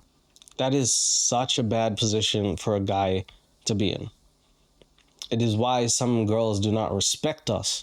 And I honestly just feel horrible that girls have to go through this. This is ridiculous, man. I could have opened up so many opportunities for you. I could have helped you learn English to get better jobs in New York. Yo nunca me quiero ir a vivir a Nueva York. I don't even know what she's saying, but that's classic American thing. I could take you to my country and I could do things for you. And you know what? The American thing is to do that, and then when they don't do what they like, just like Danielle, I'm going to deport you. That's the American way. It's very disrespectful, right? To think that you could buy people. And to her credit, she's like, I didn't even want to go to New York. She likes it in Colombia and it looks so beautiful. Quiero estar en Colombia. This only reinforces the fact that you were using me for money. I'm gonna start calling him some X words or something. I don't even know. I'm gonna make up words for him. Xavier. It's not really a bad word. That's just a name. This reinforces that you were using me for money. You paid her to get her off her website so you'd actually only have access to her. And then you say the words, this reinforces that. You started off by trying to buy someone's love. What are you talking about, man? Te vas a ir a dormir hoy a un hotel y mañana te vas para tu casa. I have proof that I pay the rent in this house, so I'm not leaving. ¿Y a mí qué me importa? Ah, shit. The r/nice guy experience in real life has really turned down a very dark road, hasn't it? I pay rent for this house, so I get to stay here. Now he's asserting his financial dominance. This is why I say to people, like, don't let someone do everything for you financially, because once they hold it against your head, look at that shit, right? It's ridiculous. I can't with him. You can't kick him out because he's like, technically, I'm the one paying rent here. But at the same time, what an ethical, horrible thing to do. To be like, I'm staying here because I pay for this place. He went from the like nice guy, like I want to help you and your kids, to this is why I do everything for you and you need to give me everything back. What happened to the kids? What happened to their lives? You wanted to be a good role model for them. This is not good role model. This is not good for any guy. Cansé de que me esté criticando y me esté echando toda la For all I care, she can be a freaking adult entertainment model for all I care. I mean, she was that, right? And then you tried to pay her money to not be that. And then she's like, I want to go back to that. Where's the problem other than you trying to coax her out of that life? Where is the issue, dude? You thought it was going to work and it didn't. I don't know in what case it truly works. I really don't know if it's a true thing that you could just splash some money and be like, here I am. I don't believe it, personally. She's a mean, evil, cold. Se va mañana. Master goes tomorrow. His name is Master. Master goes tomorrow. I'm writing that down. I bet he wishes that she called him that. Y él sabe que no quiero que se quede en mi casa, pero no escucha nada. Tal vez Mike quiere quedarse a dormir. Cree que pronto en la noche podamos reconciliarnos. Yeah, I think that's true though. Mike probably just wants to stay and see if he could get lucky, and maybe his game will be so good that you're like, you know what, Master, stay here. I think that's the last one that I could handle. No. Estás actuando muy inmaduro en este momento. Says the man who claims that this is his house so he could stay in it and also give me everything back ever since she said that she didn't want to be in a relationship with him. That sounds about right. Also, the person who's been running away the last 2 times and, may I remind you, is sleeping in a Lightning McQueen bedroom at this point. I just want to say goodbye to the kids in the morning. You'll never see me ever again, I promise you. No quiero que te despidan mis hijos. Te vas y punto. Yeah, she said it completely right. I don't want my children to fire you. I'm firing you. Like Trump, you're fired. Te vas, por favor, ¿sí? Estupidez, por Dios. Tú estúpida. ¿Me dijo estúpida? Basically, he misunderstands and calls her stupid because she says, you're acting stupid. And he's like, you're stupid. I'm not stupid. And then she flips out. And you know what? The sister is the only one who's like actually trying here. She actually sits with Mike, even though she explains you can't call people stupid. This is like a really bad look for you and maybe you should leave. Hola, no más. No. Me harté, parce.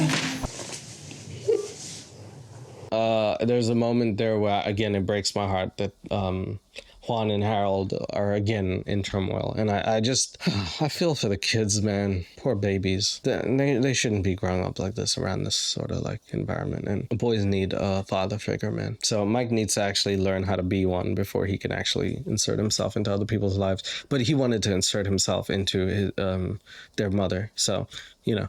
So if I go to a hotel, can I still come back tomorrow and say goodbye to your mom, your brothers, and the children? Why are you asking her? Mike will ask anyone now. He's going to start asking other people in Colombia, like, if I go to the hotel, do you think that she'll still love me? Sí, señora.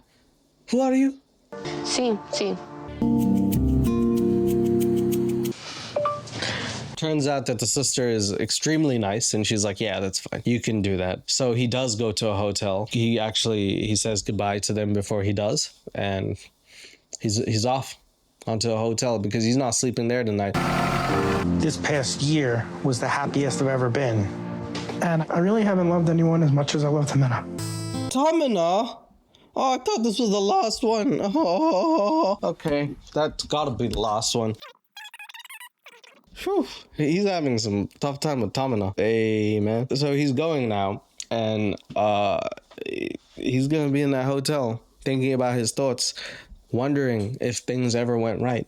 He said that it's the happiest year he's ever had and that he hasn't loved anyone as much. But he also said that he hasn't had any other relationships since high school. So again, this is kind of obvious. It's my last morning in Colombia. I'm here in a hotel room because Ximena kicked me out last night. Hola, Ximena. Hola, Mike. Buenos días. ¿Cómo está?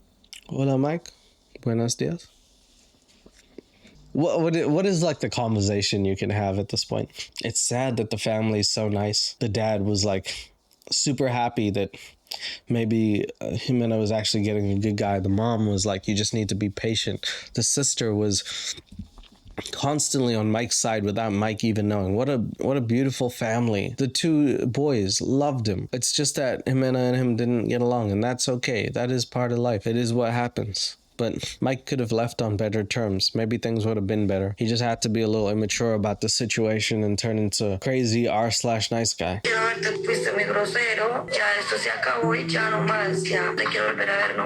I'm done with Ximena taking advantage of me. Nobody took advantage of you. If anything, I'd say that you took advantage of her by putting her in this position and then taking it back when it wasn't advantageous towards yourself. I feel like most people, like I said, watched this and they were like, oh man, I feel bad for Mike. And then they watched it till the end and they were like, everything changed. This is like one of those twist endings when you have to rewatch the whole thing and you're like, wow, that is a whole different story now that I'm watching it with this perspective. That's how I feel.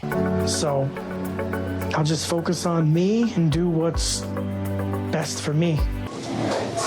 So this is the last scene. They actually interview Ximena one more time, and before they interview her, Mike actually starts messaging her. And this is a few days after he arrives back home. It's only been a few days. Mike is still messaging her. But let's see what he has to say. Is he going to say, I'm sorry for everything? Or do you think he's going to say something else? I feel like we all know this. Mike está enviando mensajes. Le digo, ¿por qué quieres ayudarme si no somos nada, solo somos? So Mike says, I want to help with the rent because I want you to feel secure. And she says, why do you want to help if we're just friends? Solo somos amigos. Él me dice, por favor, déjame ayudarte. Quiero arreglar las cosas y estar en Colombia el 1 de septiembre. So he says, I want to come back to Colombia and work shit out. Because Mike, for some reason, still doesn't understand this is over. Oh my goodness me, Michael. No voy a aceptar tu ayuda. No quiero tu dinero. Nuestro futuro, una casa en Colombia. Mike is leaning into his evil era right now. What is happening is they started calling. He said that he wants to get married still, as if he could just ignore the last few things that happened. This is the type of guy that some people have to deal with. They'll have a big fight. The next day wake up, pretend like nothing happened and just get on with the day. And now he's calling her and he's like, there'll be no more house for you, no more vacations. That's how he has vacations. As we all know, his vacation is like, sorry, immature.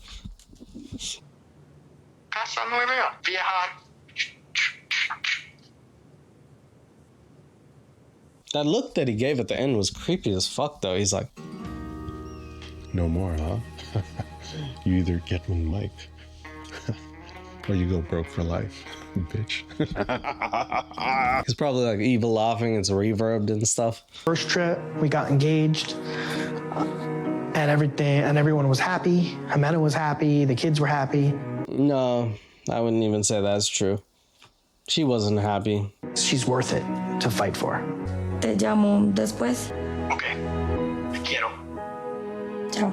The last thing he says is te amo, which means I love you. And she's like, I'll call you later. And then instead of saying it back, she says chaos, because that is what he brings to her life. And it slowly ends and fades to black as she leans forward thinking, what have I done? Because she said, let's just be friends. And to him, the door is slightly open. And to Reddit nice guy, the word friends could mean fucking anything. So you're telling me there's a chance? Stupid. At the end of this series, after about 10 shots and my inebriation, I can only say to you, being an actual nice person is lovely. You should do it. You should respect people's boundaries. And if someone says the relationship is over, it is not your job to try and force your way back into it. Things will take their course and you shouldn't be a pushy person. But I gotta say, if you're ever in a position where you're offering someone money and then they don't love you, so you start taking it away, you indeed dude are the asshole. So if we ever do an AITI, Mike, you'd be on it. That was my assessment of this series. It's a long one. I'm so sorry. I hope you have a good holiday season. I hope everything is good with you guys. I can't wait to do more in the next year. I love you. Take care. Merry Christmas, you filthy animal. And a Happy New Year.